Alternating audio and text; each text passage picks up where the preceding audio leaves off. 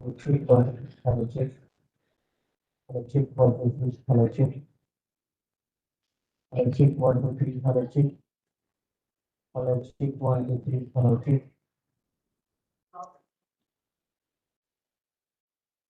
hello check 1, 2, 3, hello check, hello check 1, 2, 3, hello check.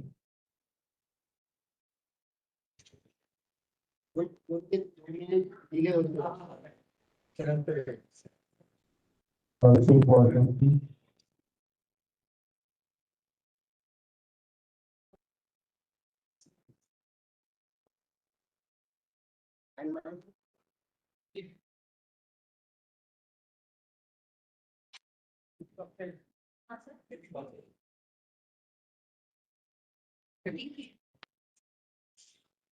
Hello check 1, 2, 3, hello check,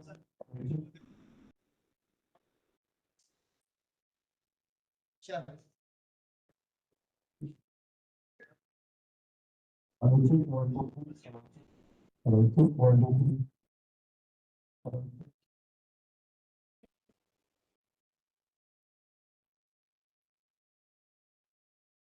Hello check 1, 2, 3, hello check, hello check.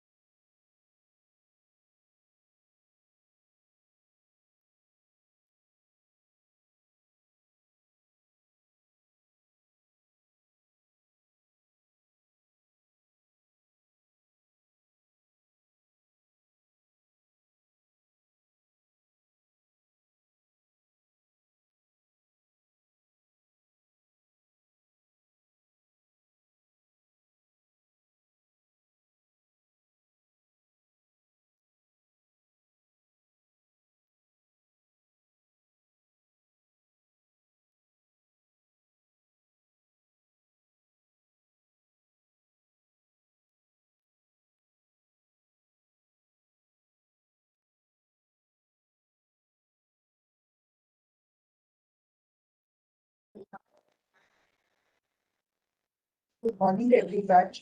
We will be starting the function in next 10 minutes.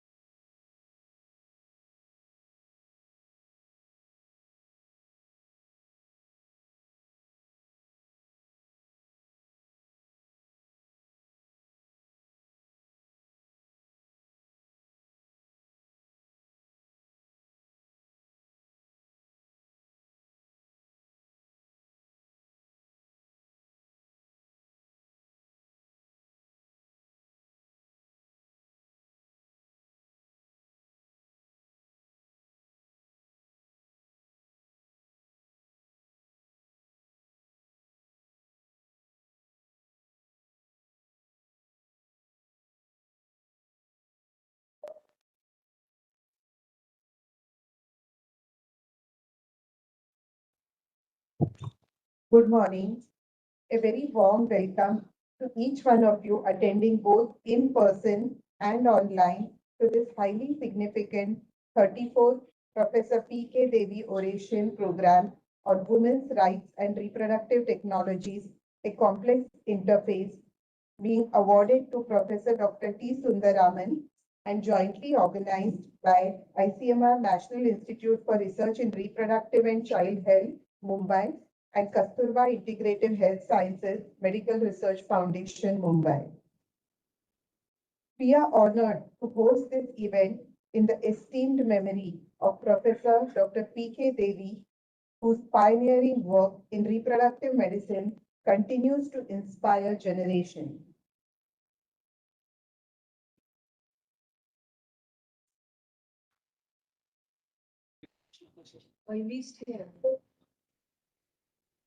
Every year in the past, we have had family members of Professor P.K. Devi attend this function, especially Dr. Bhaskar, her eldest son, whom we miss deeply.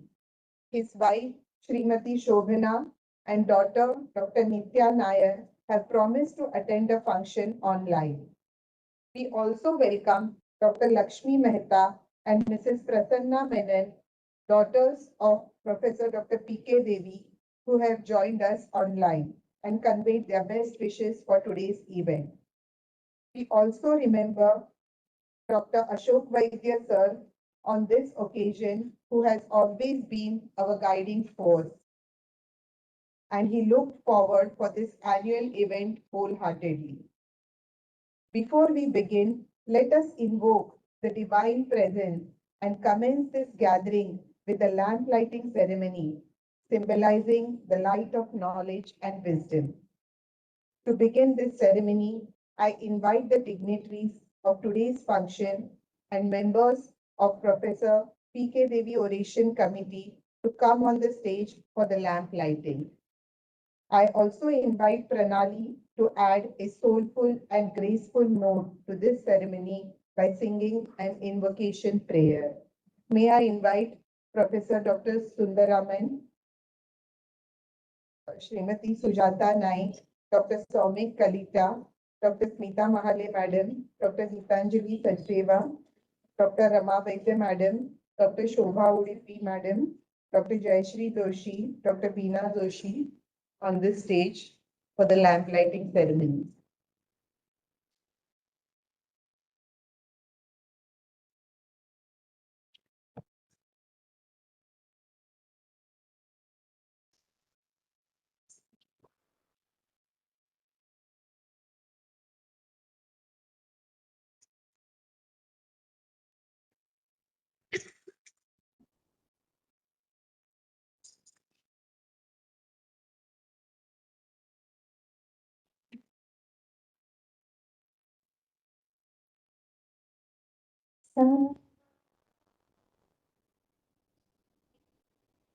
शिवे सर्वास्तिते शरणते गौरी नारायण सुते नारायणे नमोस्तुते नीरे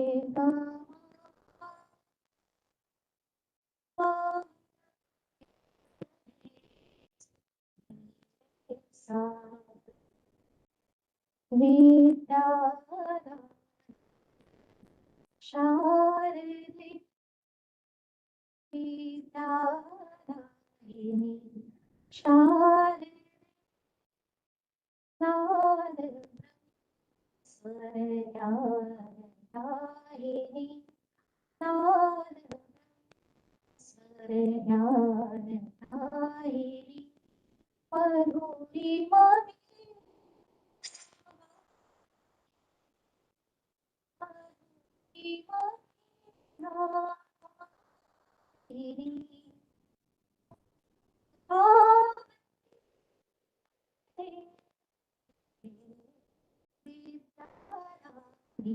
शारदे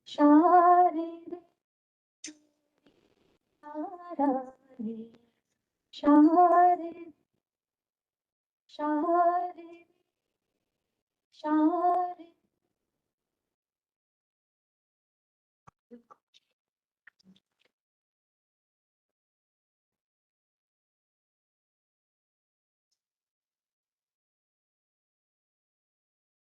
To officially set the tone for the day, may I now invite Dr. Geetanjali Sachdeva, Director, ICMR NRRCH Mumbai, to deliver the welcome address.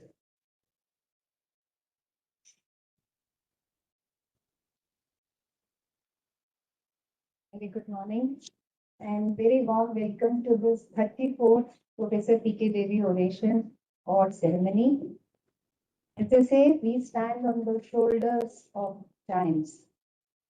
And today we are here to celebrate and remember one such giant, Professor P.K. Devi. And we, I think, have this ceremony every year to celebrate the legacy of Professor P.K. Devi, the legacy of excellence, the legacy of exceptional vision, and legacy of dedication. And this event is jointly organized every year by our institute and also by Kasturba Integrative Health Sciences and Medical Research Foundation. And for those who are unversed, who are sitting at the back, youngsters, Professor P.K. Devi was an excellent researcher, very able administrator, and also visionary. I would say visionary. He was like instrumental in setting up departments of OBGY in medical colleges across India. And using these platforms, she fostered the spirit of clinical research in various organizations, including our organization. So we are really thankful to Professor P.K. Devi for setting up the spirit of, or fostering the spirit of clinical research in our institute. And this oration award was instituted in 1992. And if you look at the list of orators, I think it's a very, very distinguished league of those who have contributed immensely to their respective field, who made a difference to their respective fields. And our today's orator, Professor T. Sundararaman, is no exception. He has made monumental contribution to the field of public health research. So we thank you, sir, for accepting our invite, and it's a pleasure to host you today.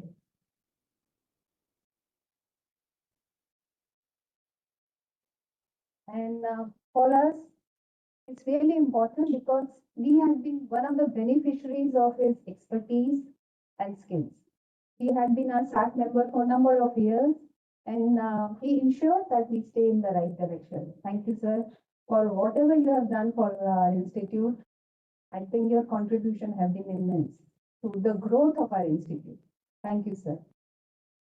If Dr. Sundararaman has been the one who knows how to frame functional and workable policy, then in our chief guest, for today's chief guest, we have someone who can turn policies into action. So please welcome Mrs. Sunjata Mohanty, former Chief Secretary, Government of Maharashtra, first women Chief Secretary in the state of Maharashtra. Sunjata Sonu. Thank you, ma'am, for accepting our invite. And we have another distinguished guest with us, Dr. Kalita, Dr. Swami Kalita. Thank you, sir, for being with us. And he's also has a multidimensional personality. His expertise ranges from, I would say, community health to family health. So today we have a lot to learn from our distinguished guest. And for this, we should thank the organizing committee, which is headed by Dr. Rama Vaidya, chairperson of the organizing committee, Dr. Smita Mahale, our former director, and also Dr. Jayashree Joshi. Every year they ensure that this event is held regularly, almost at the same time. They also ensure that the orators are someone whom we look up to, who have made significant contribution to the field. And last but not the least, they also ensure that the invitation goes to the friends and family of Professor P.K. Devi. I think this also gives them moments of pride and nostalgia. So thank you, organizing committee members, for taking up this very, very important responsibility. And before I close, I would like to tell a little bit about our institute because I believe Sujata ma'am and Dr. Kalita, they are here for probably for the first time. Our institute's mandate, as name suggests, is to address issues related to reproductive and child health. And our claim to fame is our contribution to the birth of India's first scientifically documented baby. And also we have participated in a number of clinical trials for contraceptive. But in recent years, we have made significant forays into the area of public health. We have two platforms which connect us to rural and tribal population. One, I think, Sujata ma'am, you have helped. I just came to know that MRHRU Dahanu, Model Rural Health Research Unit in Dahanu, Palghar. Another one we recently established, that is in Vani, Nashik. And using both these platforms, we are trying to address the issues related to anemia, common cancer, malnutrition, and also snake bite. So these platforms are good connect for us to get connected with the rural and tribal population. And we also have community clinics and also in-house clinic, through which we serve patients of PCOS, POI, osteoporosis, and also we cater to the needs of those who have requirements for contraception, family planning. So these are our clinics through which we provide services. We also have a very well-established preclinical reproductive and genetic toxicology, through which we have collaboration with academia and industry. So some projects are outsourced to our institute for testing reproductive and genetic toxicology of various new products, including traditional medicine. And we have a genetic research center. I think that is the only center in ICMR setup where we are trying to address issues related to genetic disorder, including common as well as rare genetic disorders. So these are our facility, and one very important, I think, center of our institute is HTA Resource Hub. This allows us to connect directly with the government. Government poses questions for assessing the cost effectiveness of various drug interventions, processes. A very recent example is based on the evidence which was generated by our Health Technology Resource Center. Government took the decision to procure 2 POC, point of care tests for screening of sickle cell anemia in 7 states where tribal this problem is predominant. So this is in brief, but I think there is much more to our institute. I request all the guests to visit our facilities, our labs, interact with our scientists. So I think this would be good opportunity for you to know what our institute is about. With this, I would just stop and hand over to Anushree.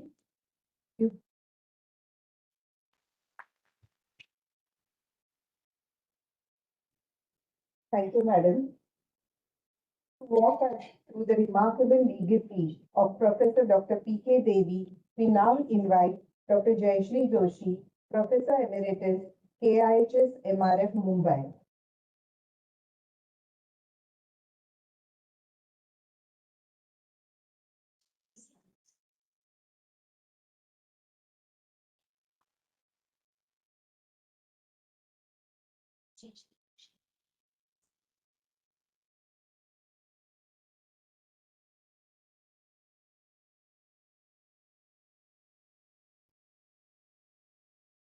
Namaste. Good morning. I am indeed honored to be introducing Professor P.K. Devi, and she was really a legend. Many of you, not many because now I think there are more new people, newcomers, but at least some of you have been associated with her professional and may have heard about her. However, it is essential to recapture the multiple facets of this great personality so that even the newcomers get a glimpse of the voluminous work and contribution. We are fortunate today to have Professor Sundararaman with his rich national and global contributions to a wide spectrum of public health problems as our orator for today's function.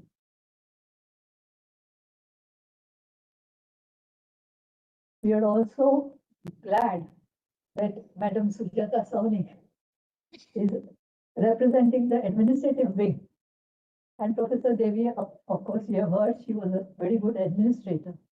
At a very personal level, I'm very appreciative of a PhD topic because I believe that at least I stand over here today because of the air conditioning facilities which were available at the workplace and much later even at residence, because some of us do work from home also, most of us actually. We are very happy that Dr. Saumik Kalita, a proficient physician with a perspective of public health, is available today, and he will appreciate the ability of Professor Devi to introduce innovative ideas to practicing professionals, gynecologists. So, I will not go into too many details, but I'm just showing because I don't want to exceed the time. You can tell me whenever the time is there. So she was in Nagpur from 1946 to 66. I was there from 1960 to 65. However, most of the time when my clinical term in OBGYN today, she was on leave. So I did not get a lot of reaction with her interaction rather. But we still remember how strict she was and how good she was because we attended a few lectures and her clinics. She was later, she and her husband, Professor Balkrishna, who was the head of the Department of Plastic Surgeon, both of them went to PGI Chandigarh later. And then, fortunately, she was administrative director and acting director and administrative head for IRR, it was called then, that is an IRRCH, for a short time. She has been on the expert committees of several global organizations, and she was the president of OXI. Also, she headed the research department of non-commercial wing of Upjohn Company, during which a lot of clinical trials on Promera, the 3-monthly injectable, including at IRR also, we did many studies, were taken up. And she had given many orations and publications. She was soft-spoken, yet lucid and comprehensive. And her lecture hall doors would close at 8 o'clock in the morning. So I was staying very far. We really had to make it easily to see that we were inside the lecture room. And although we used to sit on the last bench, so there would be pin drop silence, so we could hear her. Now, as you have seen, she contributed to the overall development of the institute, and both on contraceptive research side and on the endocrinology, infertility, and as well as the basic sciences. I will not go into all the details. I had the opportunity to work on she collaborated with the Ayurvedic Podar Hospital also. And since she wanted to be sure that it's really working, because it was in use as a contraceptive pill there, she involved me in the project to assess the efficacy. We did not find the efficacy, and this was published in IAMR. But she was interested in the traditional knowledge and the Ayurveda. And she helped establish and stabilize the departments of endocrinology and infertility under the able guidance of Dr. Ramavaidya, genetics under Dr. Ambani. And also, many preclinical studies were initiated in various departments. She also strengthened the RIA and EIA laboratories, and the documentation center, that is the library. And there were studies on Mesua Peria with Dr. Ramavaidya and doctors at Kodal Hospital also. She also introduced the consent forms. We did not carry out the studies without the consent forms. And initiated the ethics committee. I was the secretary for several years, member secretary. Now, the first, she died rather suddenly in 1986. And Dr. Ramavaidya, Dr. Ashok Vaidya from our center, he was also involved in IRR in some of initiation of many studies. And Professor Raghavan, they initiated this series of Professor DEVI memorial orations. You have seen the list. What I would also say is that the MTP Act of the Government of India was largely due to her and the POXI efforts. So many women got the independence to terminate pregnancies, which were unwanted. And it was really a boon for the rape victims or the unmarried queens. Then, in her memory, the Scandinavian Journal of OBGYN published a special supplement, including 13 of her major trials. She had participated in many trials in India as well as abroad on related to prostaglandins for both induction of abortion and control of postpartum hemorrhage, because maternal mortality was very high. So they brought out a special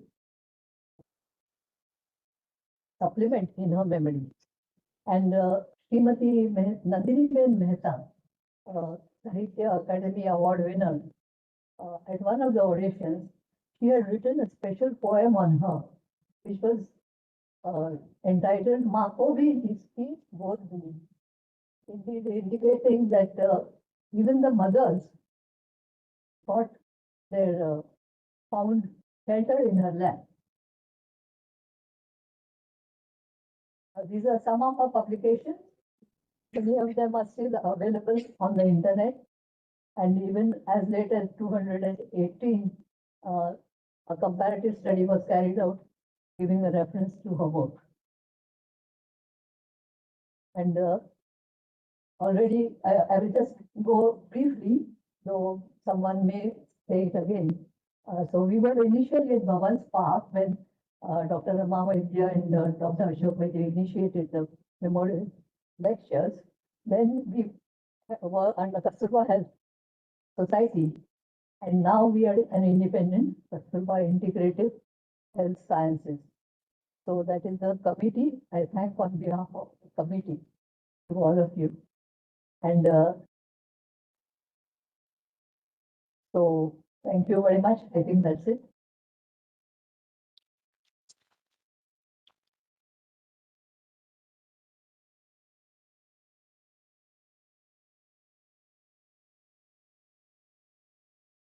Thank you, madam. It is with great pleasure that we now welcome Dr. Ashwini Kumar Rao, Director, Clinical Research and Integrative Medicine at KIHS MRF, to introduce our distinguished chief guest, Dr. Sujata Saunik, former Chief Secretary, Government of Maharashtra. Over to you, sir.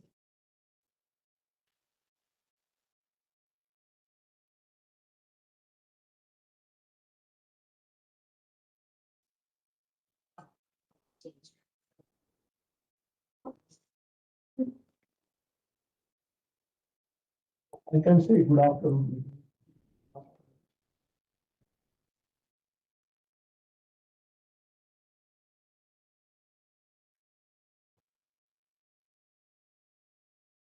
Distinguished dignitaries, my colleagues and friends, fellow students. It is indeed a privilege to introduce a personality like Sujata Souni, Madam. Practically, all of us must have heard your name. But when I was given this responsibility, I also started, I asked Dr. Binalushi, please send me something about her. And then I did some search on the net. And then I really realized you are Bhagyavan with your all family background. But more than that, you are more than that Prabhu. And I will briefly introduce our chief guest, Sujata Souni.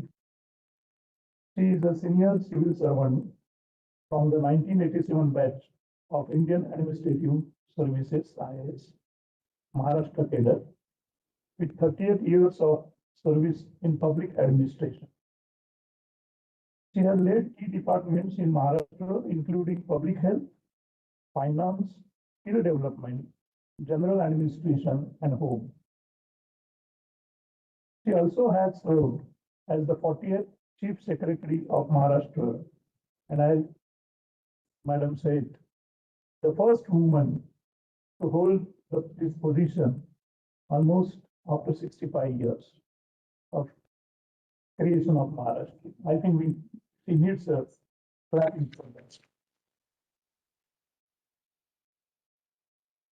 From her early days as an assistant district collector to becoming the chief secretary of Maharashtra, she has consistently broken barriers and set high standards in administration. Her work has impacted millions of lives, particularly in public health, disaster management, and urban development.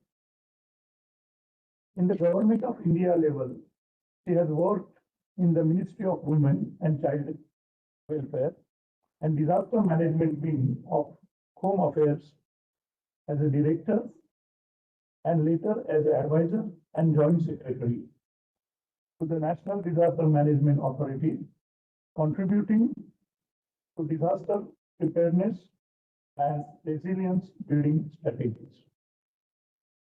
Internationally also, she has served the United Nations in Cambodia somewhere in mid-1990s and also in Kosovo in early 2000. Almost you were there for 4 years. As a civil affairs officer in governance and on humanitarian mission. While managing administrative responsibilities, she has pursued her academic and research interests. That is very important. We focus on the intersections of climate change, public health, and governance. She is a Takemi Fellow from 2017 and 18 at the Harvard DEVI T.H. Chan School of Public Health, where she published research on Maharashtra's health insurance program.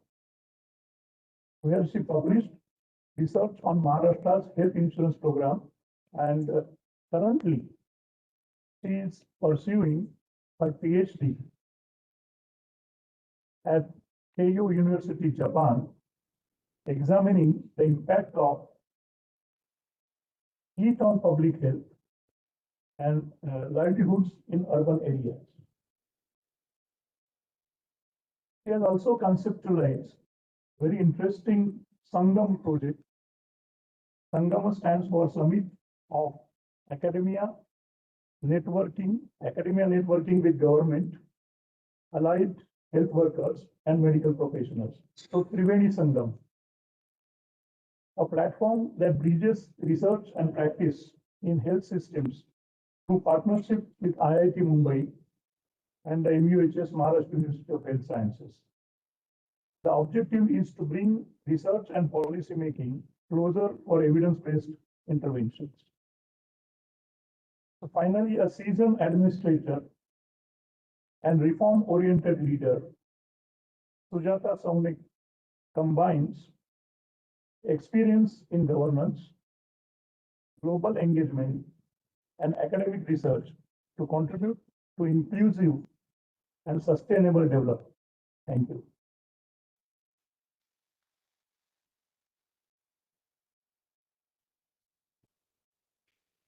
Thank you, sir. We are indeed honored to have with us today Srimati Sujata Saunik, whose work in public health has made a transformative impact across Maharashtra. Madam, we are eager to hear you today and gain your valuable insight.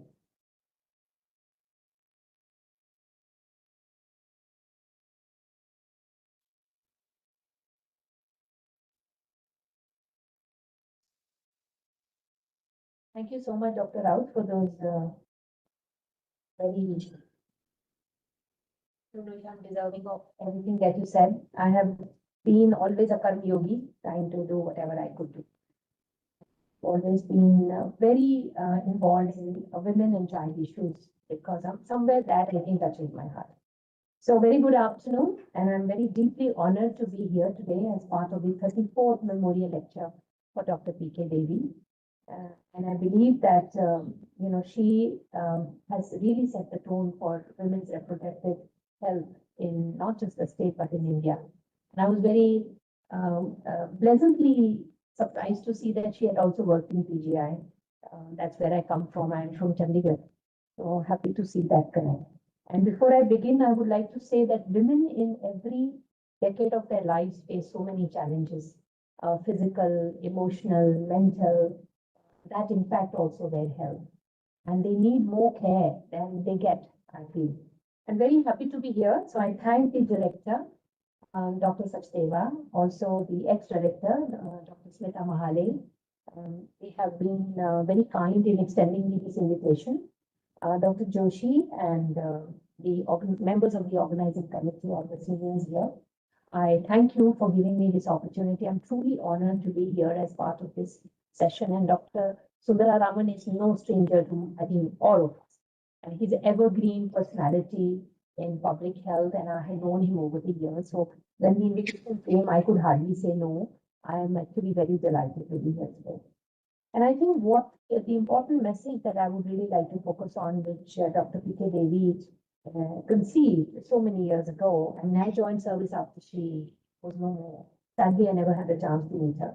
So she stood for something timeless. That is, medicine is not only about curing illness, it's about restoring dignity.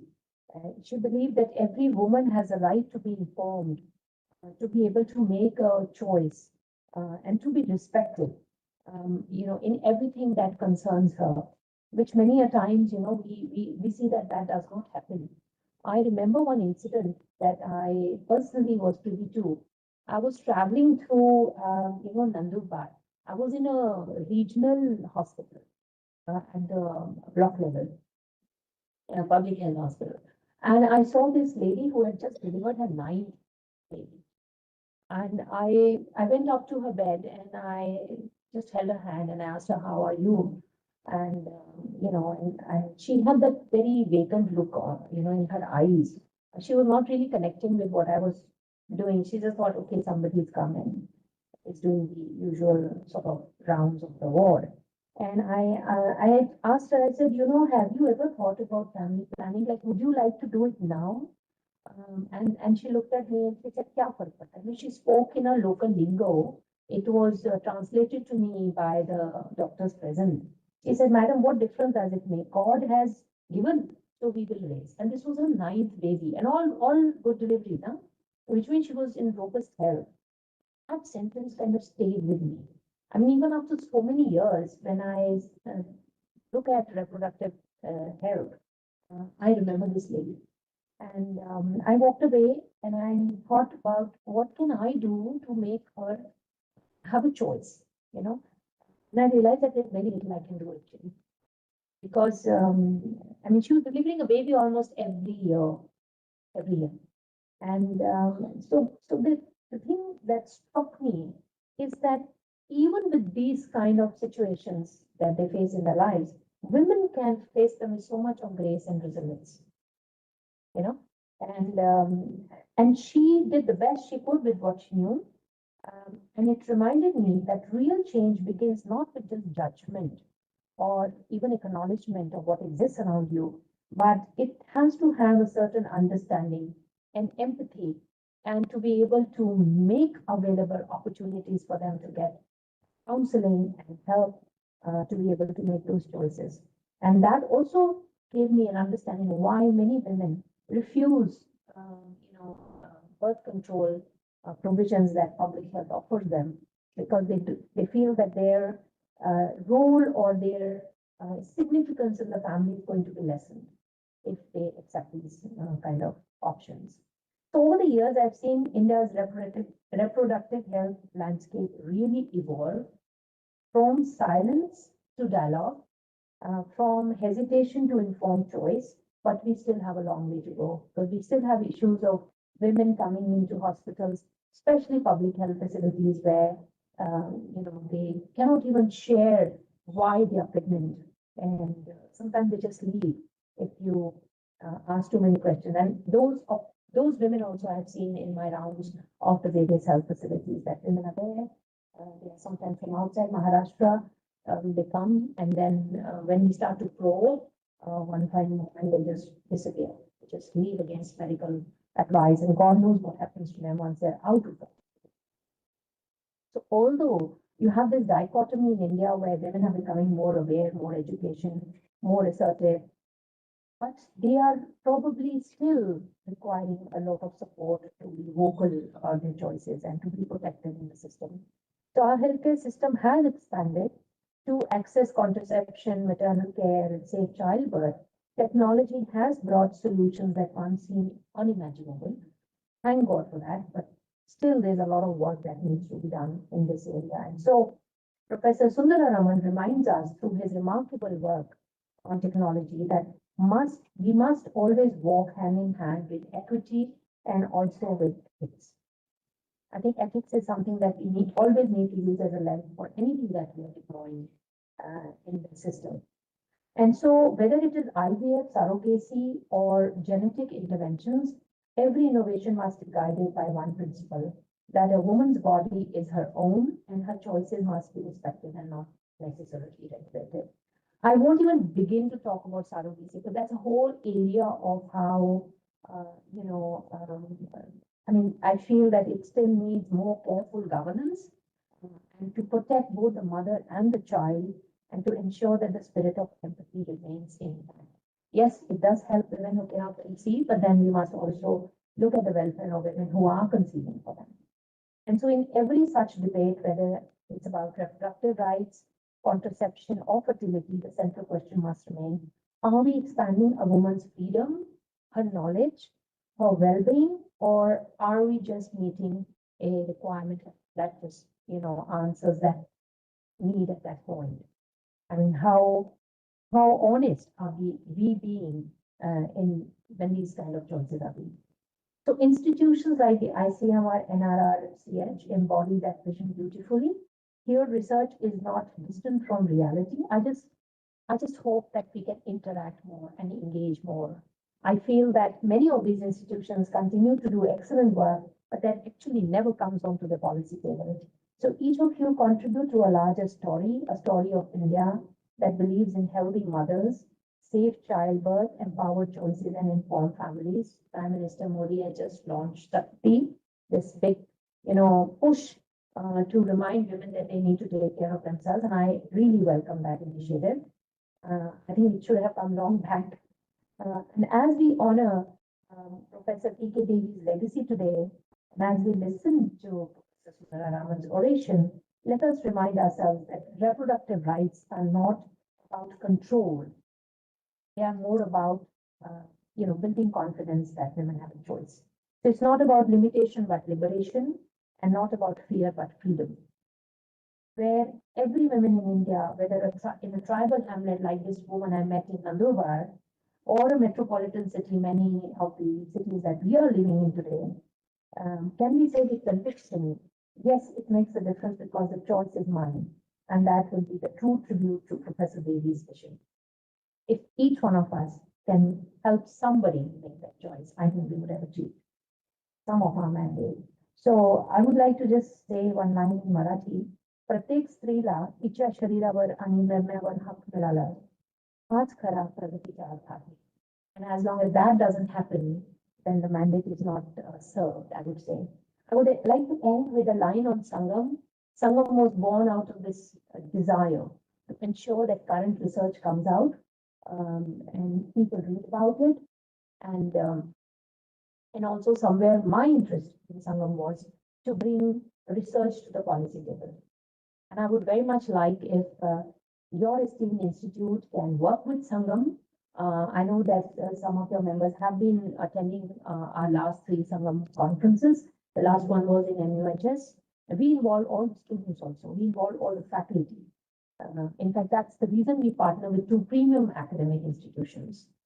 The idea is that whosoever is facing an issue or is writing about what can be done about an issue can come to the fore and then share that research. So I hope that we can, partner with you, madam, and bring more learning to help people.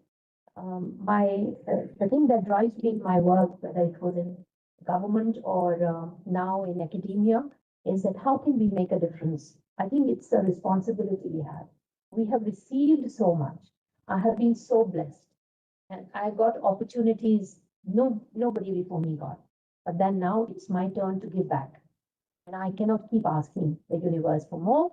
I would rather spend my time and energy engaging with people who are willing to do something about the problems that surround us. And what better way than doing it through this wonderful institution and all of you scientists. So I end here, and I don't want to stand between you and Dr. Sundararaman's oration. I myself very keenly looking forward to that. Thank you once again for having me. Right.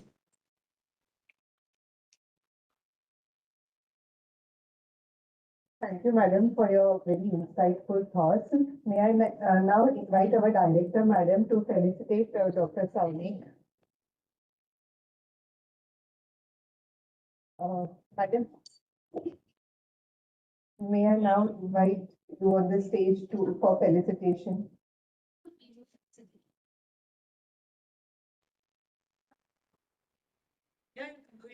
Yeah, I suppose this will be okay. Thank you. Thank you so much. Thank you.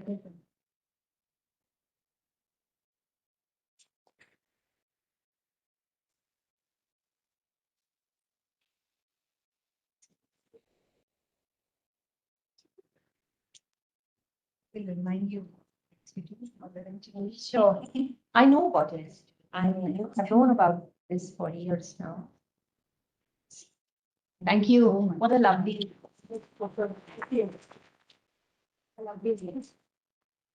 Thank you. So nice. Thank you. History of learning. Oh, wonderful. By Dr. Oh, thank you so much. Thank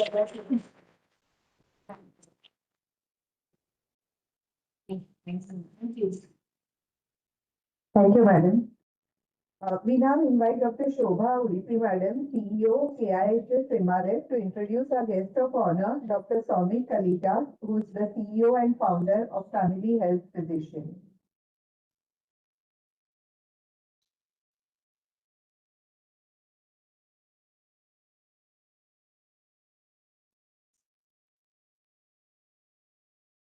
Namo Namaha, everybody. It is my pleasure to introduce a person whom I have had the opportunity, a very, I would say, multifaceted personality for the last 8 years, where I have collaborated with him on research. He also happens to be one of our governing board members now.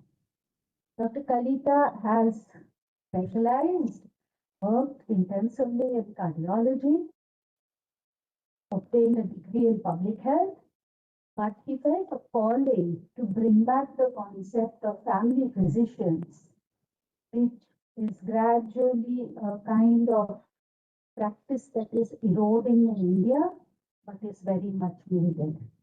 So it is on this intensive feeling that there is a much needed gap that needs to be filled, he founded a network of visiting qualified doctors and founded what is known as the Family Health Physician, a company, the physician on call. But these are not really GPs. Many of them are specialists. They're from different systems of medicine. Starting in North India, he has also expanded this network to Bengaluru. But he has been intensively involved in research in different capacities from Oxford University, in corporate sector. He headed R&D, and now he is also an adjunct professor as a transdisciplinary family practice and research at our institute. He is professor of practice at the SB College of Home Science, and he also teaches at Crystal Medical College, Vellore, for family medicine. He has held many academic and research positions and has also worked at the primary health care level. So he has, I would say, a very vast range of experience from intensive care to specialized cardiology to knowing what happens at the primary health center to R&D and leading institutions and working in various fields. I'm very happy to introduce him, and I must say on my personal behalf, very happy that he has chosen to work with us, and we have a very fruitful interaction constantly about the research that we undertake. Just to brief to you, Dr. Saumil Kanita.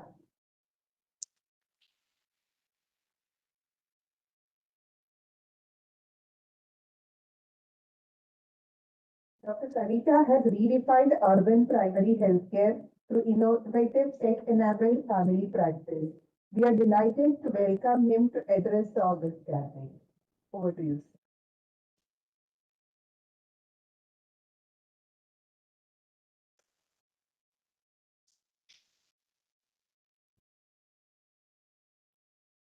Good afternoon, everybody.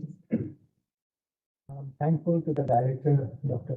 Sajdeva, Dr. Professor Sundararaman, and I'm seeing you after many years. He won't remember me. He doesn't need to. Walk the corridors of NHSRC at that time. Sonic, thank you for the for the talk that you just gave.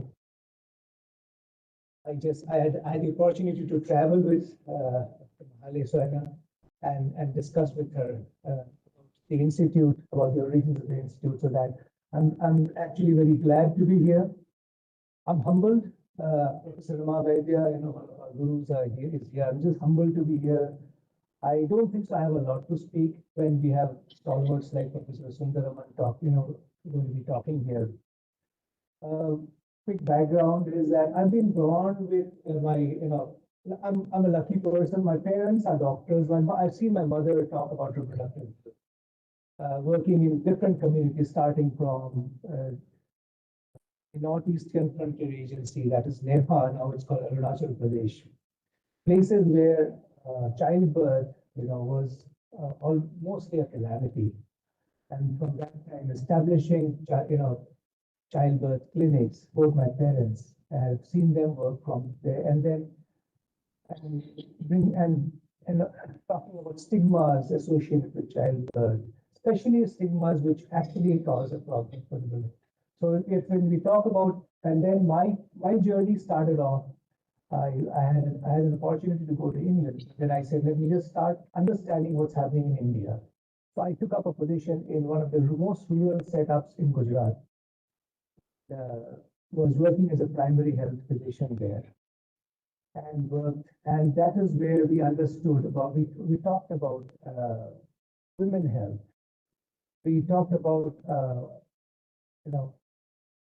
contraceptives. At that time, we were given targets about, I don't know whether we had short forms, we call that PL, In the PL, we had targets. I think all primary health centers had targets. We knew, and then we understood the fact that women did not have much choices. They were mainly, the whole society controlled the women. And I thought, that was rural India. And then I went on from a very, very rural position to a very swanky hospital heading a critical care unit. And then I thought women may be more liberated. And then when you look at women, I work with the who's who of the country, and I see the same stigma across the society, starting from rural India to urban India. It doesn't change much. Our ideas about the independence of women to choose what they want to be is something which is the same across. It just differs in the lingo that we speak. So, a very important topic.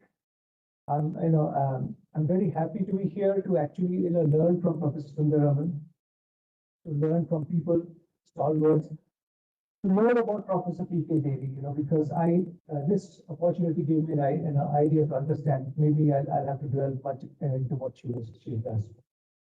She did. So I work with family physicians. Yes, being a specialist, I thought one of the biggest challenges that we face in India is overt specialization, where we're forgetting the person, we're forgetting person-centered care. We are looking at systems. You have a cardiologist, he looks at the heart. Today, unfortunately, cardiologists do not look at the heart anymore. They look at angiographies and angioplasties. Everybody wants to do something very specialized. Gynecologists, we have mostly are migrating into IVF. That's more lucrative, right? We call it Sutton's law, following the money. Orthopedic surgeons mostly don't talk about knee pain anymore. They talk about knee replacement. So all of us are moving into highly specialized categories where we don't talk about person-centered care. When I look at patients, I look at a person. I look at the history behind a person. I look at elderly people. When I look at person, and that I look at the history of where the person comes from and what we are talking about. So it's not holistic. It's mostly person-centered care, which means encompassing it. Medicine has been fragmented into highly specialized areas. You have pediatric cardiologist. I have a friend who works as a pediatric cardiologist, which means she's not only a cardiologist, she works in the field of pediatric cardiology. Someone works only works on valves. Somebody works on very, very, niche things. So when we're looking at person-centered care, that's what motivated me to do my master's in public health in Israel. And I did it when I did, and then moved into epidemiology to understand health systems. And I understood a very important factor there. And then I was looking at, we studied health systems across the world. We looked at the Canadian model, Indian model. I said, what is the model that we can have for India? Can we have a model that we have for India? It's such a complicated, such a complex system, being a state subject and then run by the center. It's going to be a massive problem.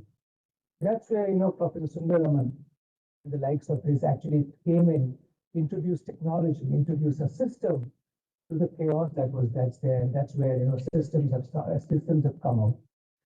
Still today, we have around 70% people going to the private sector. I work with the private sector most of the times. I worked with the government earlier, but I work with the private sector. Highly unregulated. How do we influence the private sector? You may be talking about health systems, you may be talking about public health system, but does it percolate to the private sector? It does not. Do you know where your people who work at your homes actually go for their checkups? They do not have an access to a lot of public sector areas.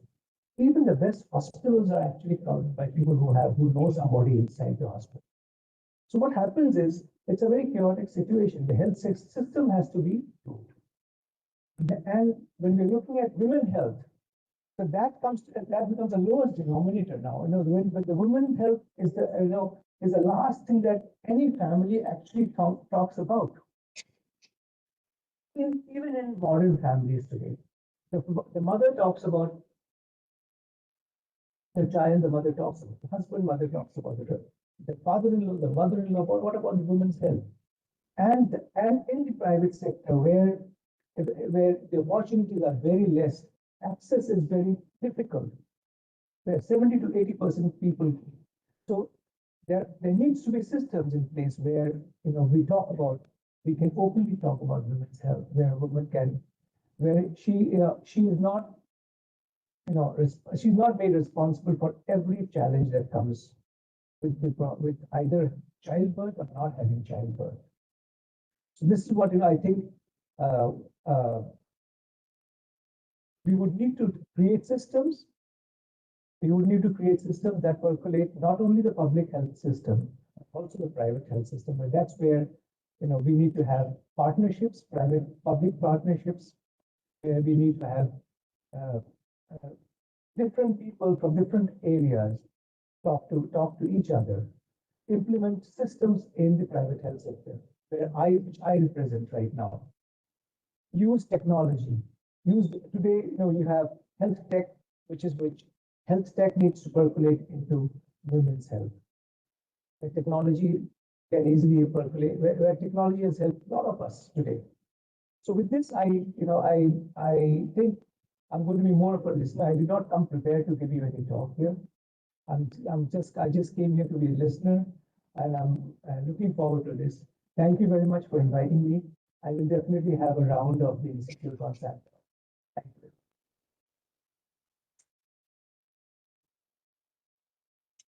I now invite Director Madam to felicitate Dr. Swami Khalil.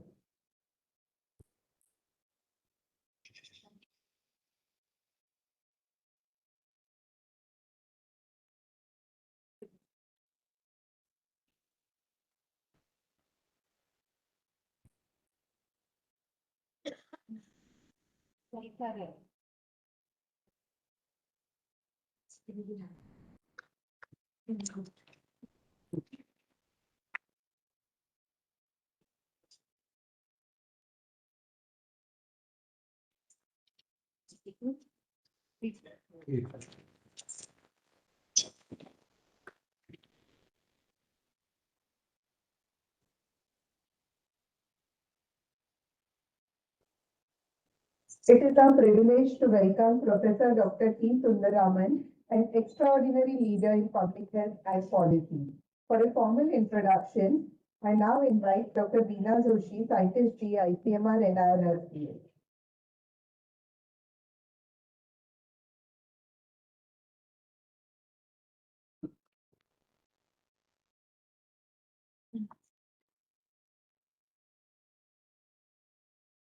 Very good afternoon to one and all. It's my proud privilege to formally introduce Dr. T. Sundararaman, sir. Thank you, sir, at the outset for accepting our invitation. He's not a new person to all of us. We know him, but we want to know more details about what contribution you have done to the public health. Dr. T. Sundararaman, sir, is a physician with MD in internal medicine from Madras University. For nearly 2 decades until 2002, he served as professor of internal medicine, JIPMER, Pondicherry, following which he moved to working with the health systems. He took up the position of Director, State Health Resource Center, Chhattisgarh in 2002, which had a pioneering approach to health sector reforms built around innovative strengthening of public health service delivery. One major innovation introduced then was the statewide community health volunteers program known as Mitanin program, which became a model for introduction of ASHA cadre at the national level. In 2007, he became the first executive director of the National Health Systems Resource Center, New Delhi, where he built up the institution for providing technical assistance to the National Health Mission. In that capacity, he played a significant role in design and implementation of the National Rural Health Mission and a number of national health policies and system strengthening initiatives. This includes work in the area of health planning, institutional analysis and capacity building, health information systems, quality assurance, human resources for health and health governance. And in this period, he was also the member secretary of the Sector Innovation Council and secretary of the Technical Advisory Group for design of the National Urban Health Mission. In 2015, he moved to Mumbai to be a full-time teacher and a researcher in public health. He took up the position of Professor and Dean School of Health System Studies at the Tata Institute of Social Sciences, Mumbai, and led the academic and research program of the school for 3 years. He served as a doctoral guide for 4 students and guide for many MPhil and master students. He has published significant number of research papers and books and has served as the member of as a chair on a number of important policy committees as well as joint monitoring missions at international, national and state level. Important ones being member of the working group and steering committee of the 11th and 12th 5-year plan and steering committee of the National Health Policy 2017. He was actively involved in preparation of policy notes for Economic Advisory Committee, Planning Commission, Financial Commission, to name a few. He has served as the chair, task force for comprehensive primary health care, Ministry of Health and Family Welfare, which is today the basis of current Ayushman Bharat Health and Wellness Centers. He was also the first chair of the Technical Advisor Committee for the Health Technology Assessment of Department of Health Research, Government of India, which has grown today into a large family contributing to evidence-based decision-making in India's public health landscape. The reference manual for conduct of HTA was developed under his leadership, and large-scale studies on health system costing were initiated that have influenced revision of Pradhan Mantri Jan Arogya Yojana package dates. On a personal note, I would say that we were also beneficiaries of Dr. Sundararaman's support, where when Dr. Mahale was the director, we established the Health Technology Resource Center, which has now grown up to be one of the 6 HTA resource hubs in the country. Thank you very much, sir. As Dr. Gitanjali has already pointed out, he was our Scientific Advisory Committee member for more than 6 years. A lifelong activist of people's science movements and people's health movements, he is one of the founder members of the All India People's Science Network and Jan Swasthya Abhiyan, and has contributed significantly to building and guiding these networks, which work for promoting public understanding of science and science policy, health and health policy, and advocate equitable and sustainable development policies. The movement was very active during COVID pandemic, giving voice to concerns of civil society and presenting alternatives to address the pandemic. Recently, in 2022, he completed his term as the Global Coordinator of People's Health Movement and continues to be member steering council of this organization. In 2021, as a recognition of his contribution, he was awarded the K.N. Rao Memorial Oration in the annual conference of the Indian People's Health Association. He was also a recipient of the David Sanders Annual Oration Award at the School of Public Health, University of Western Cape, South Africa in 2016. And so probably this is your 3rd Oration Award. He is now retired and staying in Puducherry. As an independent consultant, he continues to actively contribute to academics and public health. And we enjoy listening to your podcast and your deliberations on public health discourses. He is an adjunct faculty at JIPMER International School of Public Health, Puducherry, and also at the Department of Humanities, IIT Mumbai, other than being on a number of research committees. Overall, we appreciate that your career has included an important contribution to both academics and research, and making and implementing health policy, as well as playing an active role in civil society organizations, building and guiding many people's science and health movements. And I'm sure these contributions continue. Thank you very much, sir, for being here.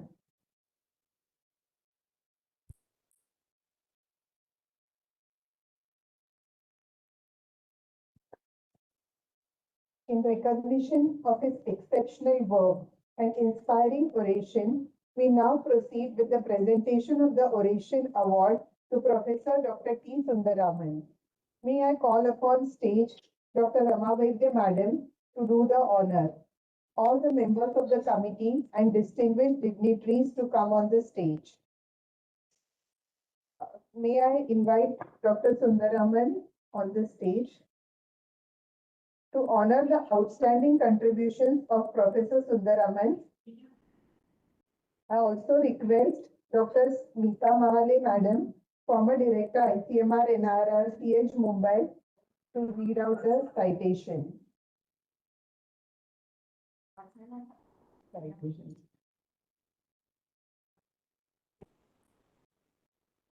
Gitanjali madam. Sorry.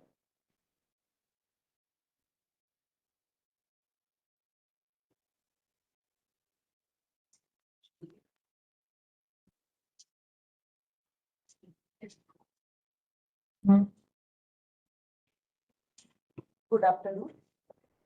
It's my great pleasure to read the citation. 34th Professor P.K. Devi Memorial Oration Award, presented by ICMR National Institute for Research in Reproductive and Child Health, Mumbai, and Kasturba Integrative Health Sciences Medical Research Foundation, Mumbai, to Dr. T. Sundararaman. Dr. T. Sundararaman is a renowned medical teacher, health system researcher, and a major contributor in the design and implementation of various public health programs in India. Currently, he is working as an adjunct faculty at the International School of Public Health, Jawaharlal Institute of Postgraduate Medical Education and Research, Puducherry. After earning MD degree in internal medicine from University of Madras in 1984, he served as a faculty in the Department of Medicine at JIPMER. He then worked towards strengthening public health systems in India, initially as a director of State Health Resource Center, Chhattisgarh, from 2002 to 2007, and subsequently as an executive director, National Health Systems Resource Center, New Delhi. He was a professor and dean of School of Health System Studies, Tata Institute of Social Sciences, Mumbai, from 2015 to 2019.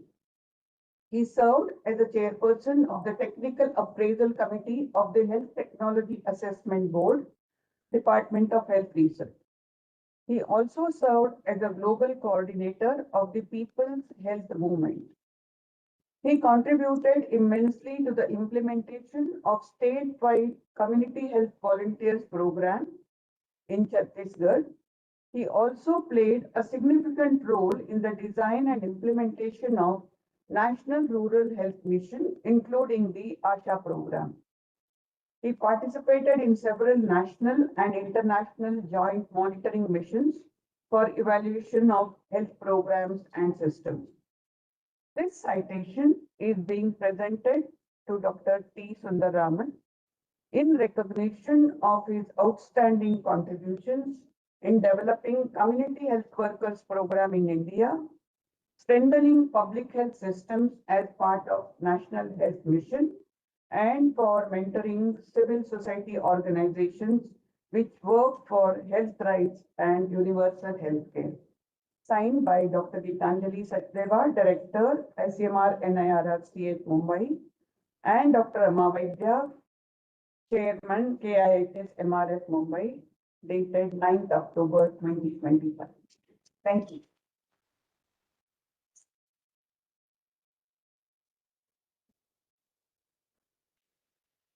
Yes, all. Please, Shobha, Ashwin. Shobha.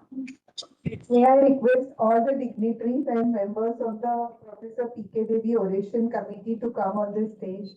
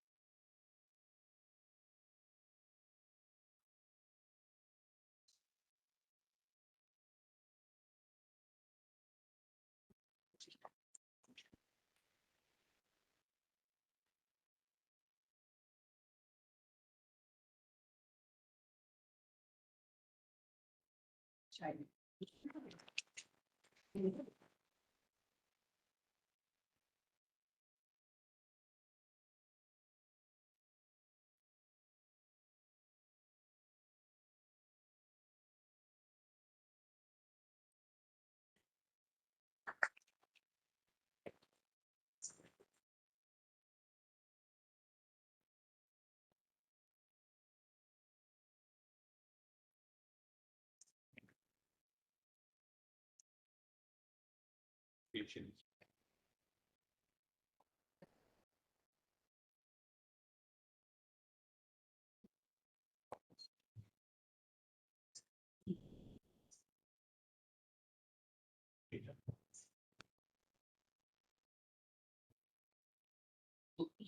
We now talk to the core of today's program, the oration on women's rights and reproductive technologies, a complex interface by our esteemed speaker, Professor Dr. T. Sundararaman. Sir, over to you.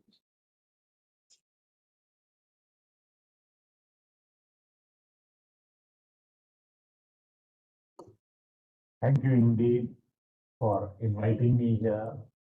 Thank you for this great honor. It's truly a great honor and all the greater because I am a great admirer of your institute. I came upon it when after Modi I was made a member of the Scientific Advisory Committee and I was totally taken aback at the first meeting. The levels of excellence and the depth of engagement with the research persons on that. And I was so happy to work with such an eminent group of women researchers, largely men also, but who were on the front line of research on the world. And yet the world knows so little about what they were doing, even contemporary society knew. And therefore it was really very happy. And when they considered starting health technology assessment, I was also saying, if you don't do NIRRS, you're really not going. And we started cross-train. So it's really a great honor to be here. And people like PK Devi, when they built that time institution, they were laying the foundations of modern India. They were institution builders. They were not program managers. They were institution builders. But far above that, because I've done some work on studying other research institutions of that period and of the earlier period, even under the DGHS. They saw themselves as nation builders. So this is the basis of which our government is able to ensure the aspirations of a nation to be on par with the best in the world. And the NIRRH represents the best of history. And therefore, I really celebrate and I'm very happy for this occasion. And there's always things that I wanted to share with all these researchers over here. I tend to call people below 50 as young. So, excuse me when I say young, I have a very large definition of it. But basically, so many young researchers over here doing such things.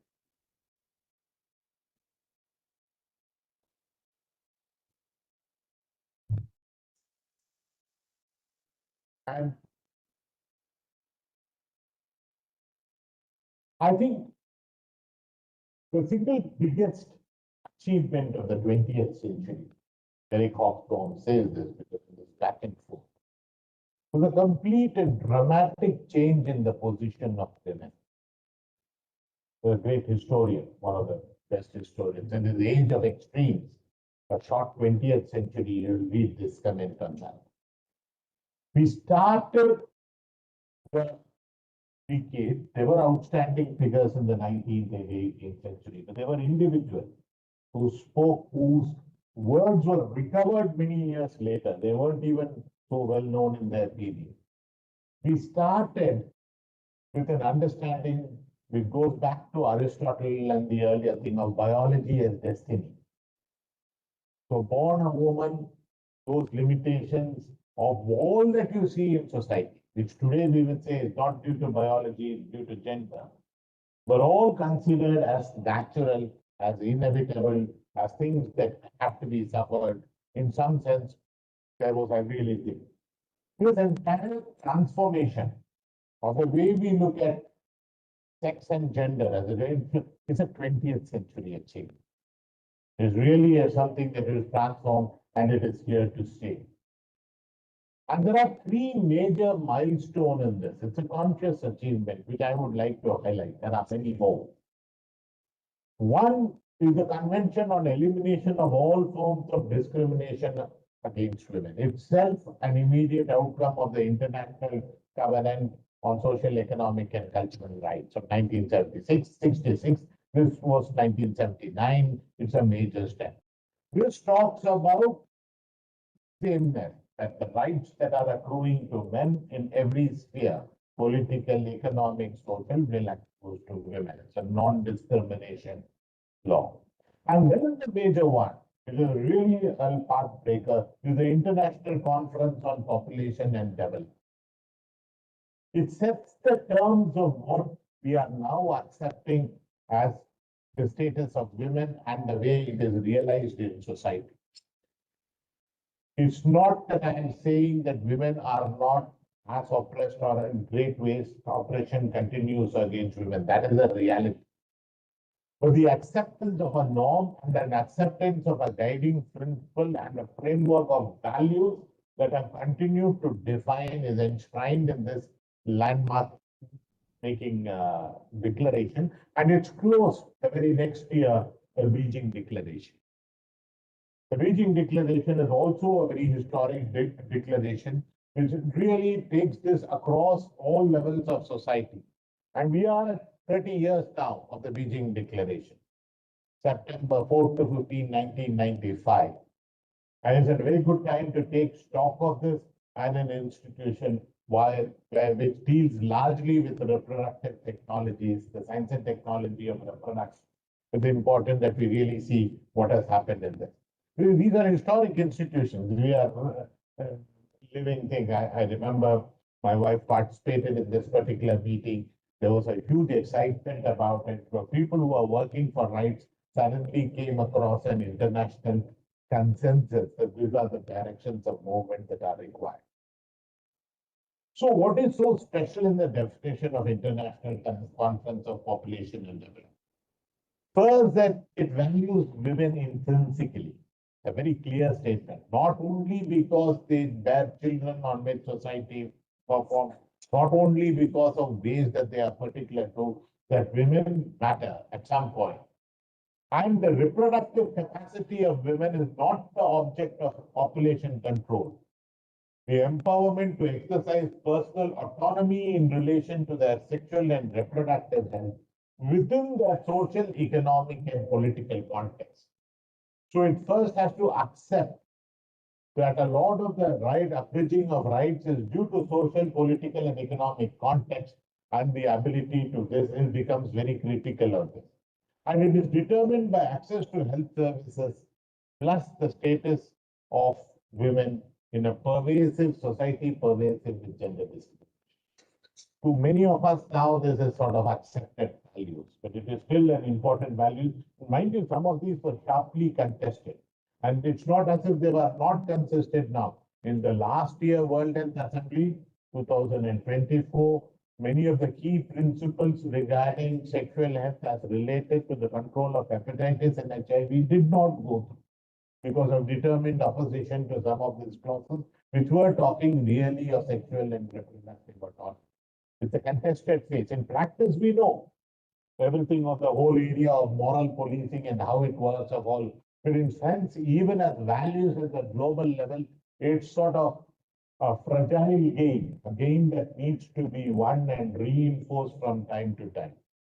And human rights of women as a right to personal reproductive autonomy and to collective gender equality. This must be the primary principle in the development of reproductive and population programs. What this does is establish a principle of design, a value which informs every subsequent strategy.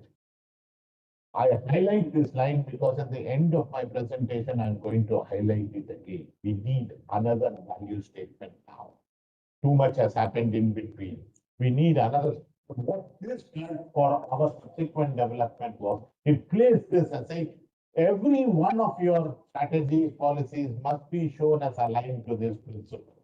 And one small addition, but significant addition that the Beijing Declaration does, is not really noted at that time. It adds sexuality to the strength of sexual and reproductive health. Sexual and reproductive health rights as different from reproductive health is also an important issue that it comes into this. An understanding of this requires an understanding of this word patriarchy. Patriarchy is not just male domination. It refers to a set of power relationships wherein women's interests are subordinated to the interests of men. They can be expressed in sexual organizations of the organization of production, how economic activity is organized, and how reproduction is organized, and also in the way internalized norms, psychosocial norms of what you feel by femininity and masculinity. Now, feminism, I use the word in the plural, there is no singular. There are feminist theories and there are feminist theories. And I'm sure many of you have seen, sometimes even get confused. But feminism disagree on many things, but on especially on whether it is the organization of production or of reproduction that was central. But in both, the reproductive function, the function that is central to it. It's central to actually understanding the whole role. It's a so broadly, if you see these two understandings of how liberation is achieved, one is the production relations dominant theory, which really says since women had to bear babies, they were more at the home, they were engaged in child rearing. Men would go out hunting, men would go out with pastoralism. Wealth developed in that area of the division of labor where men were engaged. That led to men being able to engage slaves for that labor. And that led to seeing women's work on par with that because no longer were they as such required the creation of wealth, and therefore the creation was related to property relations and the organization of production. And when it comes to modern wage labor, the factory worker is paid for his wage. But the assumption is that there is somebody in the house who is cooking for him, who is feeding him, who is bringing up his children, and the wage of the male worker implicitly contains the wage of the female workforce also. This understanding, even today, the female participation is labor, in particular at the range of 28% or 30%. So in some sense, half of division of labor is left out of it. And this is justified by biology, by reproductive biology, by the necessities of biology.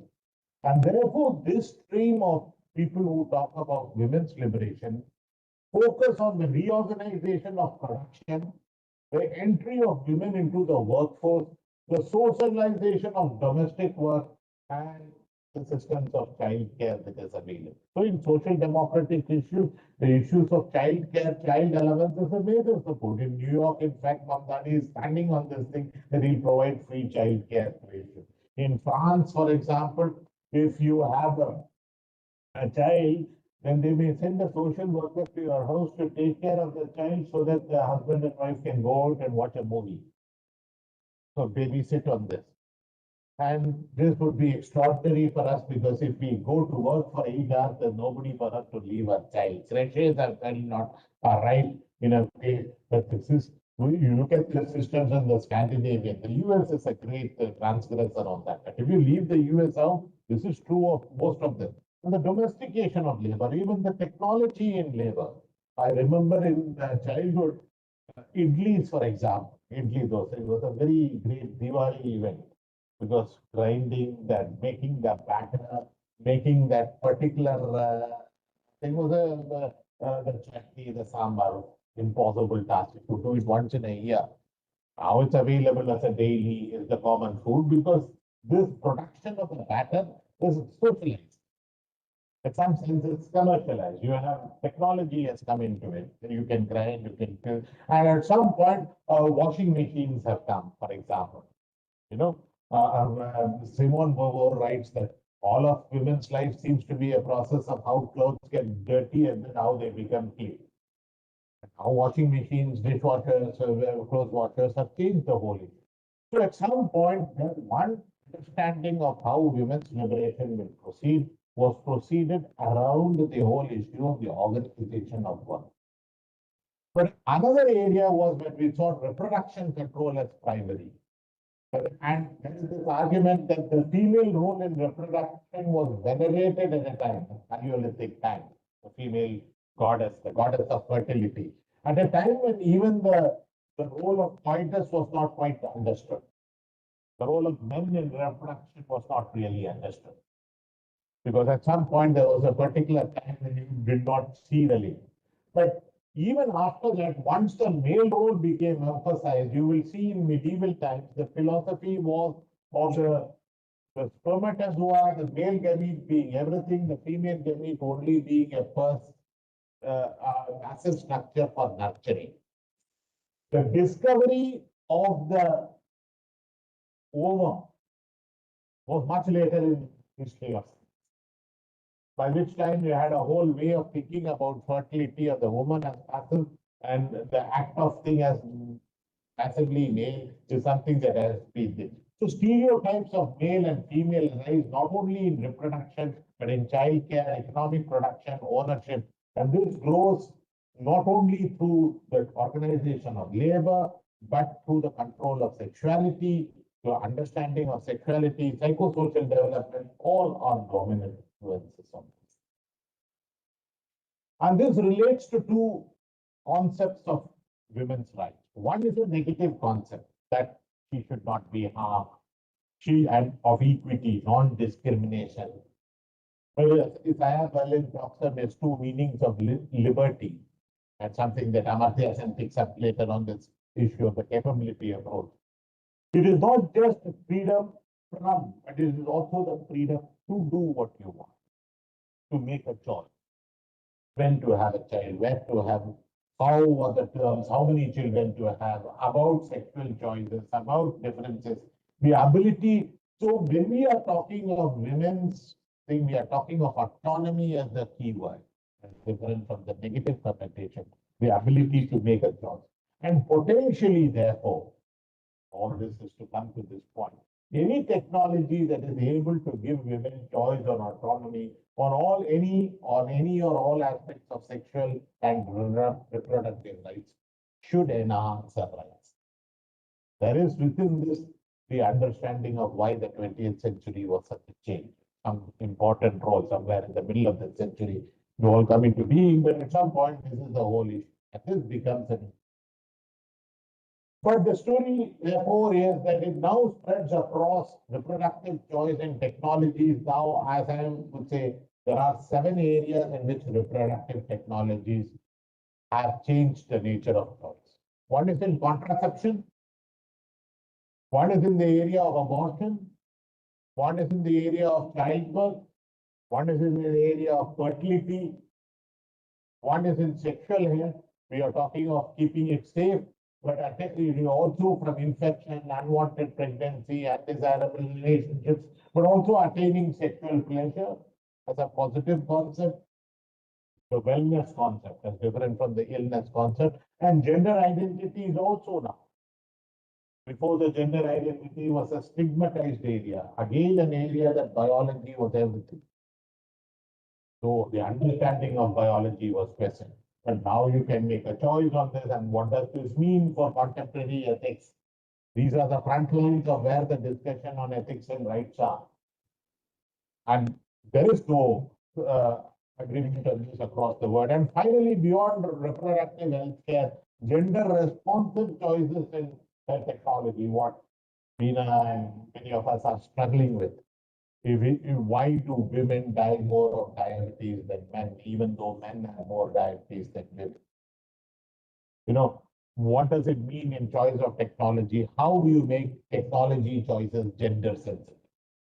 So these remain the main areas on which, and each one of them potentially has an ability to liberate women. But eventually what you see is that women's choice is truly not autonomous. And the fact is there is patriarchy, and along with it intersectionality, the whole range of social inequalities that limit this choice. There is increasingly the role of commercial markets. In vitro fertility and artificial reproduction has become the single highest profitable, most profitable segment of the entire healthcare industry, with profits in huge billions. The drug to enhance male sexuality, Viagra, made more billions than all the contraceptives together. 28 billion. And the whole of, incidentally, as an aside, a technology assessment came into being in UK around the concept of whether Viagra is required or that. So in some sense, this becomes the whole issue. So the social control of reproductive behavior was often the issue of whether reproduction is biological, reproduction is also social. Idealized in this heteronormative sense as a family when the genetic contributors of the child considered as mother and father lived together to raise the child. That would be early 20th century. But social control is actually to be understood as a tiered process, as a layered process, where you have expectations of family and immediate community expectations. You have norms of how behavior should be. You have formal expectations of laws, who can marry whom, at what age they can marry, where reproduction is there, where it is, and the force, and coercive force and violence that guides human behavior. The dominant form of influence in social control is psychosocial.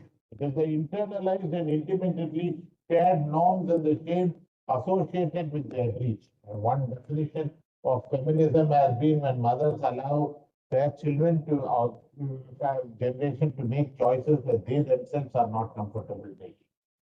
There's a whole area on which we have been socialized, and to be able to see the next generation making different choices is important. But why is this important? Because the notion of the family is not only a biological act, it is a legitimate children and parents who inherits property, who takes the family name, who has the right to control reproductivity, both at individual and population level. There's a whole area of construct around. So woman's choice is not ever implemented in the abstract. And women give birth, breastfeed, rear children, but remain. So at one point, there is a central role you can't do without women. But second point, though the women's role is central, she must retain a subordinate, she must be retained in a subordinate thing, and therefore even women's sexuality becomes a threat. Factor to be able to, and every system, traditional system, is a way in which you are able to limit and control that. And state policy is actually the balancer. It tries to balance between the pressure for women's autonomy and the contradiction for social control of reproduction. Commercial interest just tends to exploit the worst of the frontlines to make their bill. It doesn't quite matter to them where they are making money, but they must make money, and therefore at some point it goes to the basest instinct to make money. The choice is if you were to tell a woman that look, it may be a bit more painful, but a normal delivery is good for you. But if you think it helps your better business better to do the cesarean section without asking too many questions and provide the woman is satisfied, the family is satisfied, they are more impressed with you as a doctor, then you may choose that particular way. This is something when the transaction, which should be a gift of the child care, it actually becomes a commercial transaction. The forces at work become entirely different. So in 1960, with the development of the oral pill, it's celebrated as a liberatory force in the developed world. I have one slide on each of these. How much you will tell me about Simon? The oral pill celebrated as a liberal force. In fact, there was serious objection from conservative forces across the developed world to the release of the pill. There were other things, condom, which involved male participation. But the pill gave women at that time autonomy, as different from equality. It made that she could be the final person to decide on her body. And this was equated with abortion by most of the community forces. So if you see the dialogue of the Christian thinker, the ban on adoption and the ban on contraception was equally followed by all the religions. There was a difference made later, we will see, between the religions. But at that time, all religions would see this as synonymous. But in developing countries, we never really had this debate. We never really had a debate on contraception and abortion as being limited by the thing. The issue was actually different, was about the rate and manner of introduction of contraception. So where it comes and it is truly a liberatory force, because with both abortion and contraception becoming women's choice, we are able to delink the sexual act from the pregnancy consequence in a way that women can command and women can make the final choice. But over here, what you are really saying is we must actually limit this choice in the opposite direction. Technology appears as a form of control over populations, both ideologically and administratively. Why ideologically? Ideologically, because it is the easy one to blame. People are poor because they have multiple children. People are unanswerable. And in fact, why is India poor? Not because we were colonized, not because of the loot was exploited, not because of exploitation. It was because women can't control their impulse and they tend to be. Why not men can't control their impulse? But at some point, no, women are responsible in a particular way. So women's sexuality is seen as a particular problem. Little recognition of so, it's not as if men weren't followed as a problem. You had this whole male sterilization mastectomy drive in the emergency. The government fell and they never dared bring it back again. But they could continue with female sterilization because that same nature of objection to forcible female sterilization, coercive and female sterilization, the reactions were entirely different. Even now, so a little recognition of the social determinants and the logic of population control, the extensive use of coercion meets with more resistance from female. So now we have a situation where female, so the fault lines of a social control of reproduction, which is not centered on autonomy, relates. And it relates to the way state, markets, and patriarchy interact. The access remains an issue in rural and remote areas. Private markets do not increase access for whatever reason. Why don't they go there? Because they can sell. Poor quality of female sterilization camps. A huge problem. It's something that a target of this. Poor quality of information to enable meaningful choice. I remember for Implanon, you made a guide for people to be how to be educated. It's great that you have made that guide, and we remember we insisted on that, if you're going to sanction this, you should come along with a guide that informs people to when to use and the problems, complete transparency on the problems. But I'm afraid I've since gone to the field and I've seen this introduced, but I haven't seen those guidelines around. The point about it is the system, as an implementing system, will get set on the target. All the ifs and buts with which we have been approving technologies gets diluted out, filtered out by the institutional structures through which implementation happens, which doesn't reduce our accountability at the top when we make policy on a technology to put all the ifs and buts in place. Every one of the technology appraisal committees, I keep insisting, where are the ifs and buts? It's not just this technology is approved or not approved. It's approved under these conditions, circumstances, cautions, and precautions. So at some point, this weak thing is here stoked on, family imbalance by religion, by community, by migration. There's always the feeling of this, but this is across the world. You're saying these people will come and overwhelm. Nowhere it is overwhelming. In every community, the figures of fertility are going down, and extremely down. And legitimate concerns now are emerging about population by geography because it's linked to political power. So you are having pro-natalist statements for chief ministers from Andhra and Tamil Nadu who are known for secularism, who are known for larger liberal issues, are suddenly saying that we shouldn't be pushing family planning. We could understand religious leaders there can happen. So it's now spreading across on the population input and denial services to select populations. For example, primitive tribals, the Baiga woman, there's a number of cases who demand sterilization because they have 5 or 6 children and they want to stop, but this community is denied services. That tendency is beginning to spread across, and persistent restrictions on benefits from family norms. So what is the big paradox? The paradox is fertility rates have fallen dramatically and they continue to fall across all states and communities, largely due to increase in women's literacy and access. Technology helps, but is not the game changer. What changed was women's literacy. This whole period of 80s to 90s, you cross that golden threshold of 75% women's literacy, you see benefits happening across the place. However, punitive action persists. And 3 days back in Indian Express, it gave editorial comment on this issue. I've taken from that in Madhya Pradesh, educated government servants abandoning their third male child because of danger of losing government service. And you have in Assam, Maharashtra, Rajasthan for local bodies, it's reducing, but you still have.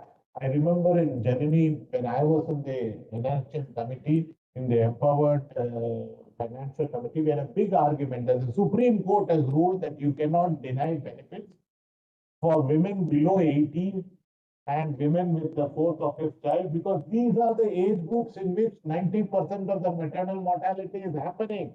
Well, how can you reduce JSY for those groups? But there would be the pushback saying, no, the law says not more than two, women should not be married before 18. So therefore, if they have a birth before that, they are not entitled to benefits. Of course, on the ground, every sincere nurse knew to fake the finger. If they weren't, they were not a nurse. They were not true to their profession. But things have that to use this as a way of a tool of this to take it out of, despite the Supreme Court ruling, there was a pushback on this thing. So in some sense, it's a huge effort. But look at the paradox. The paradox is about infertility in more elite populations. India has the world's largest and most profitable industry around assisted. More than 1,500 clinics in accounts that was made 5 years back. And in Pondicherry, in my experience, I used to see one clinic when I went in 2019, and now I see one almost every area of that. I see 10 or 11 clinics of that. So it's a huge increase.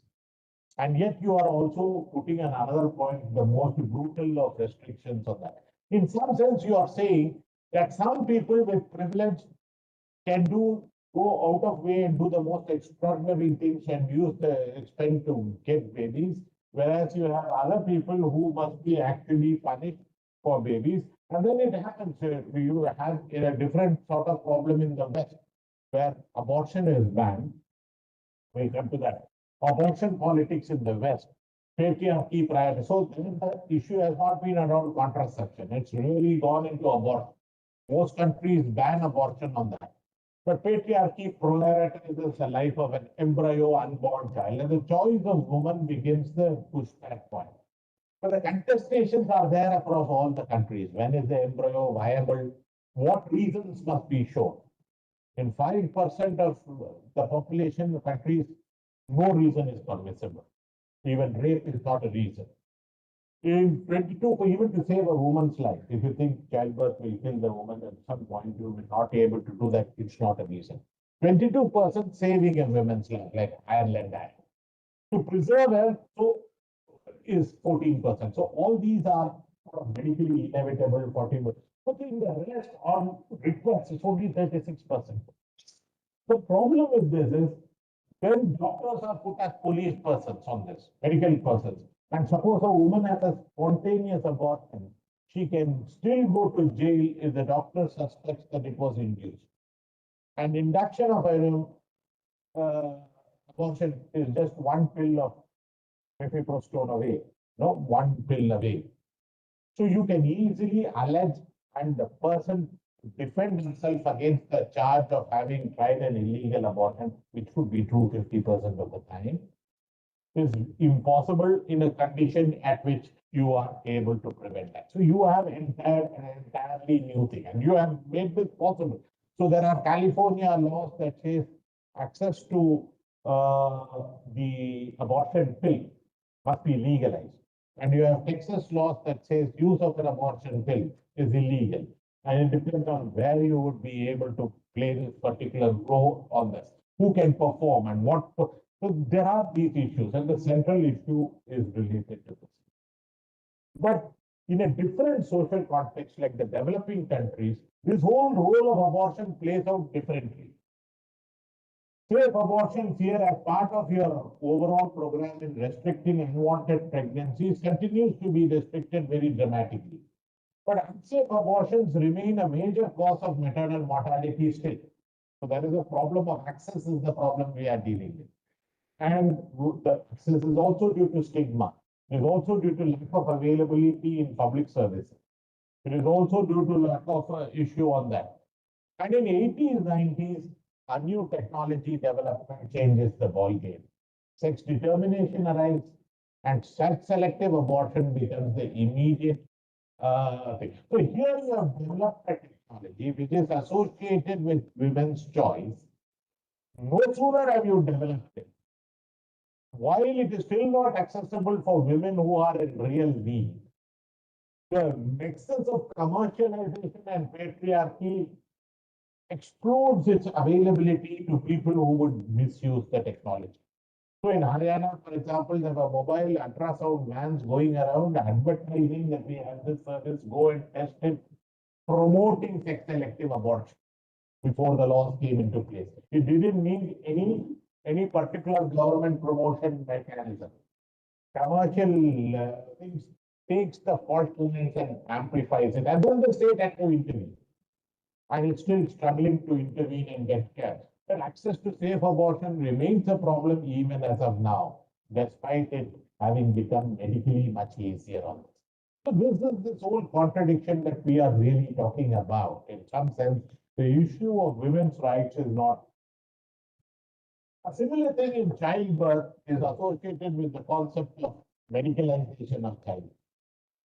Here, the rights are lost from women and the community of women to a particular community, at that time largely male, but most really a physician, and the whole issue of, this whole notion, this childbirth implies that the women as the active principle and delivery and the way it was used, in some sense, the woman is passive, the child has to be delivered on. And if you look at the instruments which came, the first of it to come was the obstetric forceps. But if you really look at it, it was, in some sense, things like episiotomy was considered mandatory even in my medical education at this time. Today, you would really not use it except in very rare circumstances on this. Denial of pain leave and very disrespectful behavior at the time of delivery. I used to think this as a problem of Indian caste system and the ways in which, because I would notice it in our labor rooms. But it's reported from Chile, it's reported across the world. Now there is even a WHO program on the specific ways in which a delivering pregnant woman is treated by the care provider or that. And here again, midwives trained within a traditional system were much better. So this does not mean that reproductive technologies did not make choice much better. It did make, for example, it able to save. But what happens on this? You have a contested terrain, in some sense you were saying that if women want to deliver at home, why shouldn't they be allowed to and provided assistance? Then we argued back in NRHN that doesn't really work. That's not a thing. We are not able to get a skilled birth assistant. So there you are placed on one position with civil society.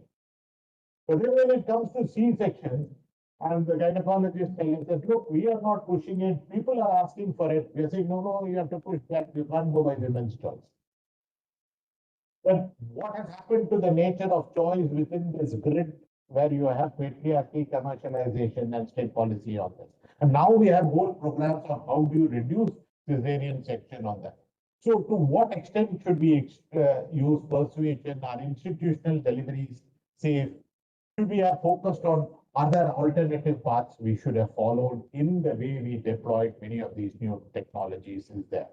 I had this particular debate with Janani Suraksha Yojana. We have this 48 hours, women must be there to be safe, and they are given an incentive. A lot of people said it's a health behavior change, and that it helps. We were arguing there is an empowerment change, because people are going there because it's open and the service is available.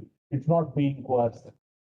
Matters came to a rush when after 24 hours, women, or even less than 24 hours, immediately after delivery, women would leave and go. But postpartum hemorrhage is the most common cause of maternal mortality, and it can happen anywhere in the 48 hours, definitely later. So if you don't keep the woman for 48 hours, at least 24 hours, the whole effort of institutional delivery is wasted. But it didn't work at some point. And then there was a whole contestation of whether we give it a greater incentive, financial incentive to stay for 48 hours, or should we make it more convenient for us to stay? See the problem. Maybe a drop back home was required. Maybe the need for a bath over there after the child delivery was declared. Maybe the draft for the baby was not there. Maybe the mother could not come and stay with them. Relatives couldn't see. Let's look at the convenience issue. And this was a huge discussion. So finally, we went with the JSSK program. It became the JSSK program, which is a supplement to the JSY program. We chose to say that it fits a women's choice. It should be enabled, and you should see why women are not making the choice, seeing that as a rational decision, rather than imposing a state decision or what is a quasi-market decision, the financial incentive, as a way of behavior change as the solution to it. So there was an immediate replication. If you think this, in fact, the choices you make in the deployment of technology seriously changes on it. So there is what is the current situation? A huge increase in the cost of childbirth, ultrasounds, mandatory genetic testing, neonatal screening in the private sector is a hugely costly. Runaway increase in C-sections, and you have a whole issue. But there is, when you look at maternal morbidity, whether it is depression, uterine issues, infections, there is still a systemic thinking. So once the child is out, the attention of the state and the family moves away.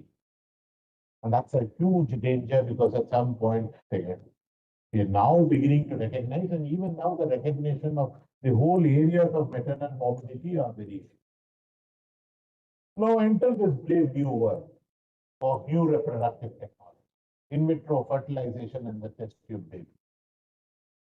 Surrogacy across borders and within borders. Commercial, explicit and covert. These are the problems that we deal with all the time. And even newer ones, freezing of eggs and gametes. Genetic selection and genetic editing now. There are runaway scientists who have managed to say they have now created human beings with a genetic constitution which will not allow them to get HIV infection. And the world had to step down and say that's not allowed. This has actually happened. There are two genetically engineered individuals around. So this brings an entirely new area of ethical and social principles that we are grappling with. First thing, what has happened, and I'm sweeping through to the conclusions. I think I am not going to teach you anything about these technologies. You would know far more about these than whatever. But what are the issues?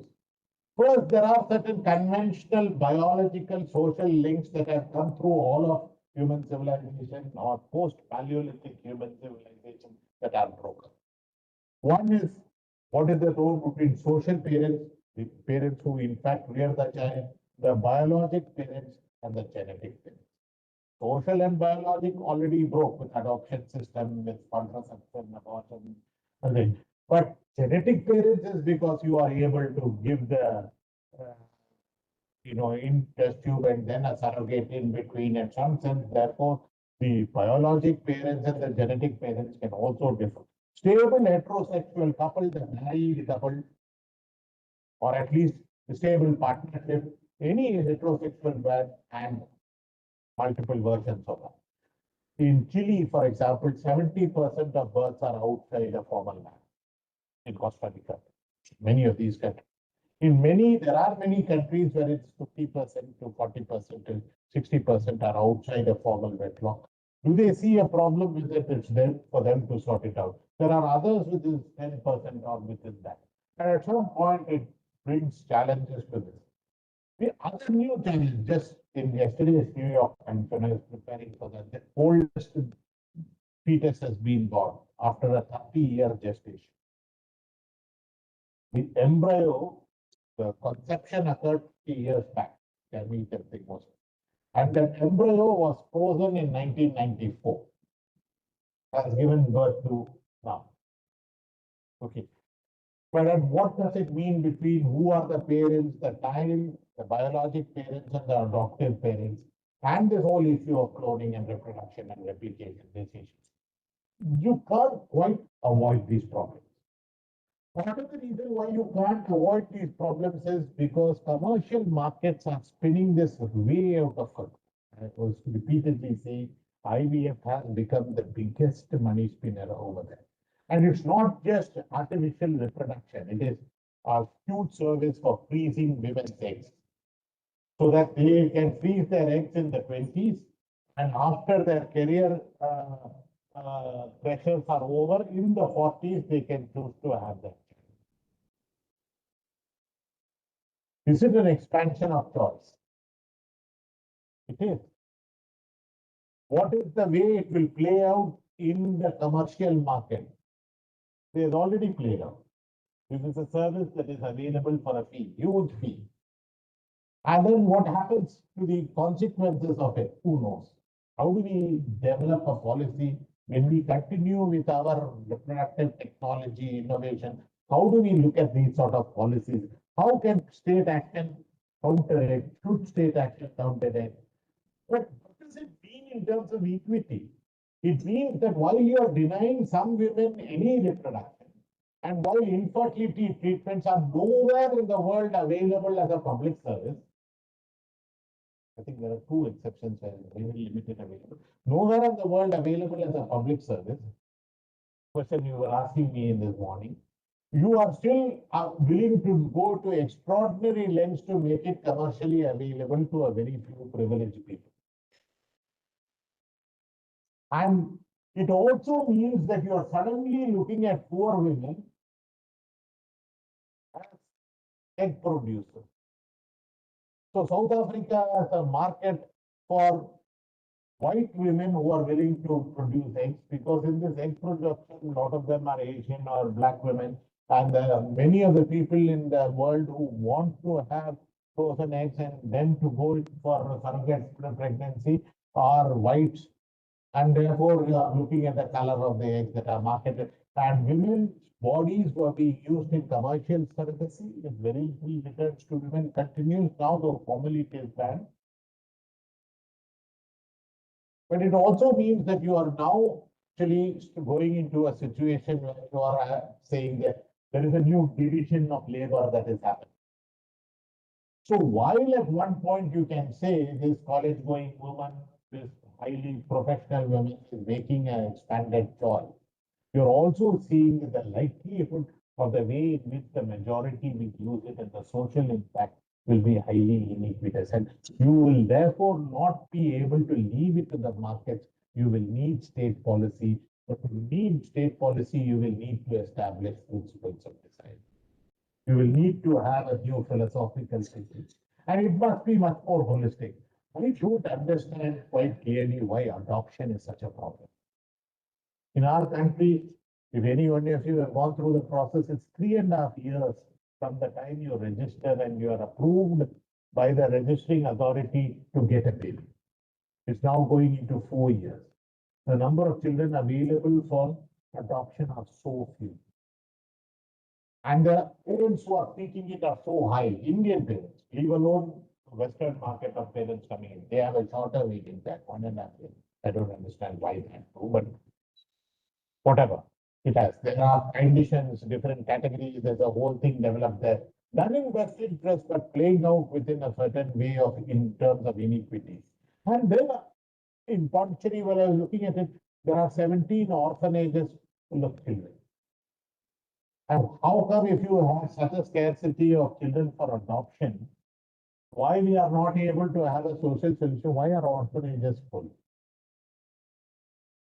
The paradoxes of what we do if we look only in a very limited way at one problem without looking at it, we have the technologies to which ICPD addressed, the value systems in which ICPD formed, was the conclusion of the battle for female autonomy at one level of technological development.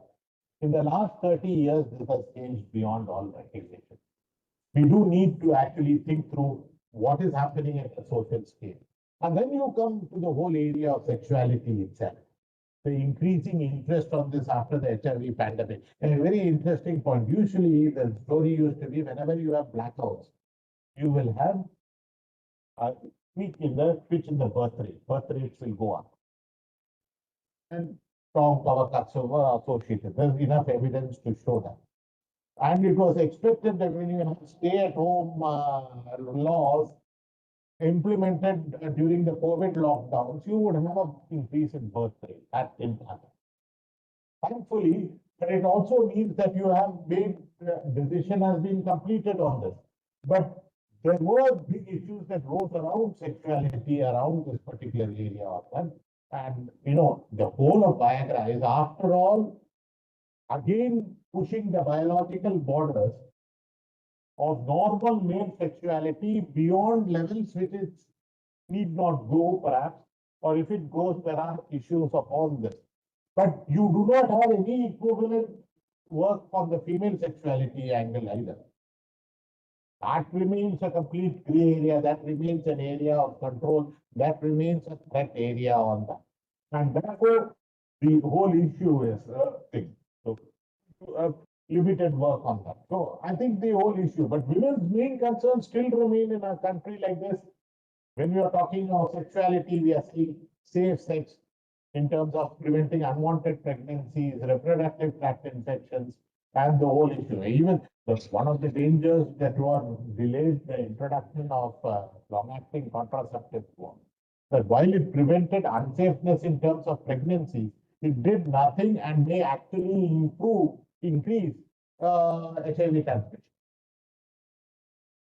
And therefore, in circumstances where HIV transmission is likely, the way this will play out can play out very differently adversely. Because remember, in a sexual encounter, male to female HIV transmission is 3 to 4 times higher than female to male. And therefore, the risks are disproportionately higher. And these issues became issues of that. And finally, the whole issue of heterosexuality, normativity. The word women itself has come under challenge. Want to be women, do not want to be women. This whole issue of heterosexual normativity and the punishment of that, that's an issue. Should we encourage homosexuality? Should we ban homosexuality? Should homosexual couples be allowed to have children? Should they be enabled to have children? Can they play the role as sexual surrogates? Can they play the role as reproductive surrogates? There is a whole area of questions, and gender dysphoria also comes into that. And finally, I was saying this point that if you look at it, though largely longevity of women is much more than that of men. There is a 6-7 point increase. When it turns to healthy lifetimes lived, the difference is not that. Healthy years of life is down to 1. It's even the last when I checked, I was preparing my presentation saying healthy life years, healthy life expectancy, that index is less in women than in men, though this is more, life expectancy is more. But that has changed just now, the marginal, but still the gap is much less. And that really means that a whole lot of your technological interventions, even on issues like cardiovascular, especially on respiratory infections, neoplasms, and diabetes, have been much less women-friendly than they ought to have. At some point, we yet don't know exactly how, when we introduce technologies for non-communicable disease and chronic illness, we factor in gender sensitivity. Current health technology assessment methods are all gender blind. I chair the committee, so I don't speak with some authority. I haven't seen one thing that works, but there is something that works. That is what is called, instead of a cost effectiveness analysis, you use the deliberative process. This is mystifying. What it means is you can talk to women and find out the role of women in decision making, the role of women, and that's too women who are organic intellectuals of women, not just some woman who has a token we have put on the committee, but women who have worked with women's rights, who have worked with women's societies, who have come from organizations to take them on board in the decision-making process, to take their experience, would have made a difference. The process is not in a technical domain. It is in the process of active democratic consultation around certain socially agreed values and principles of design. That really is the future that we will need to go. I'll just flag this to say that we are at work on this. We have had more than one meeting. At least one member left us because she was unhappy that we did not look at gender specific, one member of the committee, because we did actually know how. And these remain areas which I hope NIRRS will pioneer. So I hope that because there is this aspect of being able to look at the technology moves at much faster rate. Anyway, beyond reproduction, there is a whole issue, neglect of menstrual issues, the approach to menopause. I'm happy in a number of these areas, NIRRH has done substantial amount of work, and this expansion is not very well appreciated or known outside. But again, when it comes to the chronic illness, it's sort of forms outside, though the sickle cell disease is somewhere where you've done some work that is really worth looking at. So, there are reasons why gender in health technology assessment becomes difficult. There are technical reasons, there are reasons of developing societal factors, data factors, etc. So, in some sense, to sum up in 2 slides, the externalization of conception and the exposure of a fully formed cluster of human cells to manipulation, that is the embryo manipulation, has brought in a new set of problems that we have yet to grapple with at the social, ethical, equity plane. Part of the reason is, unlike the earlier one where we grappled with centuries-old oppression over a period of a century, we are now facing developments that happened in a 30, 40-year lifespan and having to grapple it within a decadal lifespan. So we are now having a huge change in what has become the range of possibilities and the whole ability to alter the reproductive file and newer dangers for moving DNA in and out. So the old ideas of social control of reproduction are now meeting very new ways of doing so. And this is really our problem, that even as you expand choice, you also expand the ability for social reproduction. Individual strength choice is strengthened for some allowed, but so are the possibility for eugenics. And eugenics is the age-old problem. Underneath all social control of of populations is a larger problem that the word that we hate to talk about is the problem of eugenics. It's been very core to medical thinking in the 17th and 18th centuries and much into the 19th century. Only in 20th centuries, after the Holocaust, after the Second World War, that eugenics became seen for what it was, the ultimate evil and the horror of it. The program of eliminating undesirable populations as designed by any dominant group. It could be poverty, it could be race, it could be caste, it could be sexual identity, treat them, cure them, kill them. Mental health, it could be in some places vitiligo as a form of thing to. You could be euthanasia for mental health, forced sterilization in mental health patients. And at some point, there are choices over here that are very difficult to make, an inferior status of any sort of that. And passively, we access to NRPs is a high level of discrimination that happens. So this really requires a new concept of reproductive and acknowledge the systemic fracture of society by geopolitical location, by citizenship, by job security, by class, by race and ethnicity.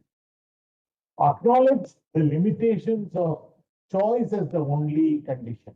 And remember that choice is focused only on enabling choice for individuals or subgroups, not against choice. But what we are saying is the liberal notion of choice limits it only to the individual choice, and is blind to the social determinants and intersectionality of it. And the commitment needs to be to go beyond the liberal promises of individual rights to focus on population-based discriminations and reducing capabilities across subgroups. I mean, or sort of addressing reduced capabilities across subgroups to make the proper choice. To incorporate the economic, social, and health factors that impact on women's reproductive choices and decision-making everywhere. So health technology assessments needs to go beyond cost effectiveness to look at both equity and ethics, how markets distort priorities and terms of deployment. You know, if you introduce a new high-level procedure under the Pradhan Mantri Jan Arogya Yojana program, even the other structural advantage, influential person who can negotiate free treatment or very often a discounted price payment will get it, but it will displace tens of thousands of others who would for the same money have got much more affordable treatment. How do we look at these sort of assessments? These are now become central issues in health policy. Econometrics goes only so far. There is a need for a deliberative process built on a dialogue between researchers, research funding, women's rights activists, and policymakers, and need to actively restrict corporate interests from influencing outcomes. I'm afraid very often inclusive means that corporates must also be consulted. I would say not in the consulting room, definitely. You can meet them outside and talk to them. So the issue is that the commercial interests are such that they are so huge, are so phenomenal, are so lucrative that crime follows very closely. And we have more and more examples of people being arrested for illegal practices in many of these areas of that. And at some point, if you legalize some of these practices, you are much worse. And therefore, these have to be done looking at this as a public good, where you may allow private markets, but not at terms that private markets want, what is only consistent with the private good. And there is therefore the need also, even while we talk about this, who does this? If you leave a dialogue, a committee to be formed by state policy without doing it, who speaks for the poor? Where are they at the decision table? When you have a consultation organization, like I've seen a lot for insurance, I've been party to many consultations. It's between the commercial providers, the insurance agencies, the private markets, within specialists in government hospitals. Who speaks for the poor? The voices of that. This role of being attorneys of the poor is something that the public health community, in its larger thing, the researcher community must make. The public researcher has to really take on to themselves because there is no other one. This was said by Justice Prabha, I think, in the patent issue, that there's such a, the patents issue, I think, between international pharma and local pharma, state policy, industry policy, but medicines are for people. Nobody has a say on what people want of this. And this whole concept of this as being attorneys of the poor is at some point a responsibility that institutes like this who need to take on to themselves. And the following with that is also in policy, that they need to build capacities in women across different social circumstances to exercise the autonomy that technologies have made possible and protect them from commercial interests manipulating choices. I think I'll stop with this. There's a whole lot of reading. There's this interesting book, the second one, Women and Reproductive Technologies, that you may want to read it. Many of them, you can see our recent publications and the whole thing that you would need to go on. Thank you.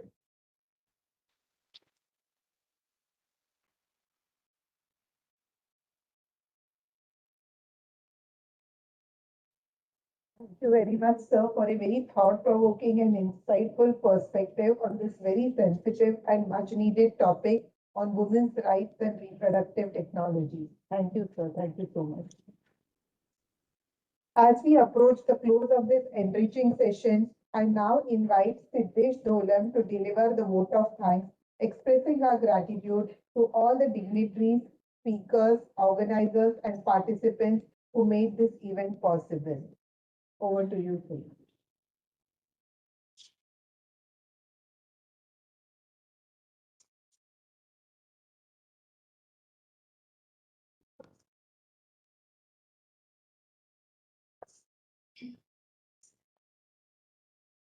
Namo Namaha, everyone. It is my privilege and pleasure to propose the vote of thanks on this special occasion of the 34th Professor P.K. Devi Memorial Oration.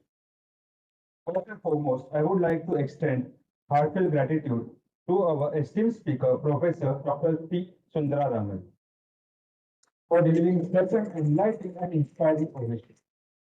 Your words have truly broadened our perspective and will continue to resonate with us after this event. Thank you for sharing your time and experience with us today. I also wish to express our sincere thanks to our chief guest, Srimati Sujata Soni, and guest of honor, Dr. Swami Kalita, for gracing the occasion with their presence and kind words for our encouragement. I also extend appreciation to the directors and head and the organizing committee whose guidance and meticulous planning made this event possible. A special mention to all the faculty members, residents, students, and support staff, including audiovisual, IT, catering, and housekeeping staff, contributed in a very small but significant way to ensure today's success. A warm thank you to our audience, both in person and online, for your enthusiastic participation and engagement. Your presence reflects the commitment of the medical fraternity to continue learning and excellence. Finally, we express our gratitude to the management of NIRCH and KIHS MRF for their constant encouragement in promoting academic growth and creating platforms like this oration for celebrate medical excellence and lifelong learning. I have written a small poem as a dedication to Dr. Professor P.K. Devi and this event with shining motto, Women's Healthcare from Womb to Shining Geriatric Age. देवी फक्त होतो स्त्रीला, तिला तसं मानली पाहिजे, तीही दमते दिवसभर हे आपल्याला कळलं पाहिजे. विचारही प्रगट करूया, कधीतरी घरकामात तिलाही मदत करूया. खांद्याला लावून खांदा अग्रेसर ती प्रत्येक क्षेत्रात सारे काही उत्तम सांभाळते तिच्या अष्टभुजेच्या रूपात. तशाच होत्या त्या कामात अगदी अचूक, रुग्णांसाठी तत्पर आणि फक्त संशोधनाची भूक. नावाप्रमाणे होत्या देवी, त्यांना सर्वांची काळजी, अन्याय होता कोणावर, खरे नसायची कोणाची. वैद्यकीय क्षेत्रात त्यांचं योगदान फार मोलाचं, त्यांच्यासोबत शिकताना आयुष्य घडलं कित्येकांचं. वैज्ञानिक वारसा शिष्यांनी पुढे चालवला, स्मृतीत त्यांच्या दरवर्षी अनोखा सोहळा भरवला. Once again, thank you all for joining us today. With that, we conclude this session, wishing you all a pleasant day and continued success in your endeavor. Thank you.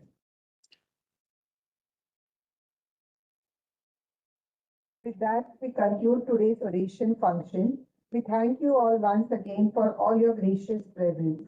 This program was made possible with the dedicated efforts of our facilitation team, Mrs. Pratibha Kokate, Mrs. Anamika Akula, and Mr. Praveen Sanab.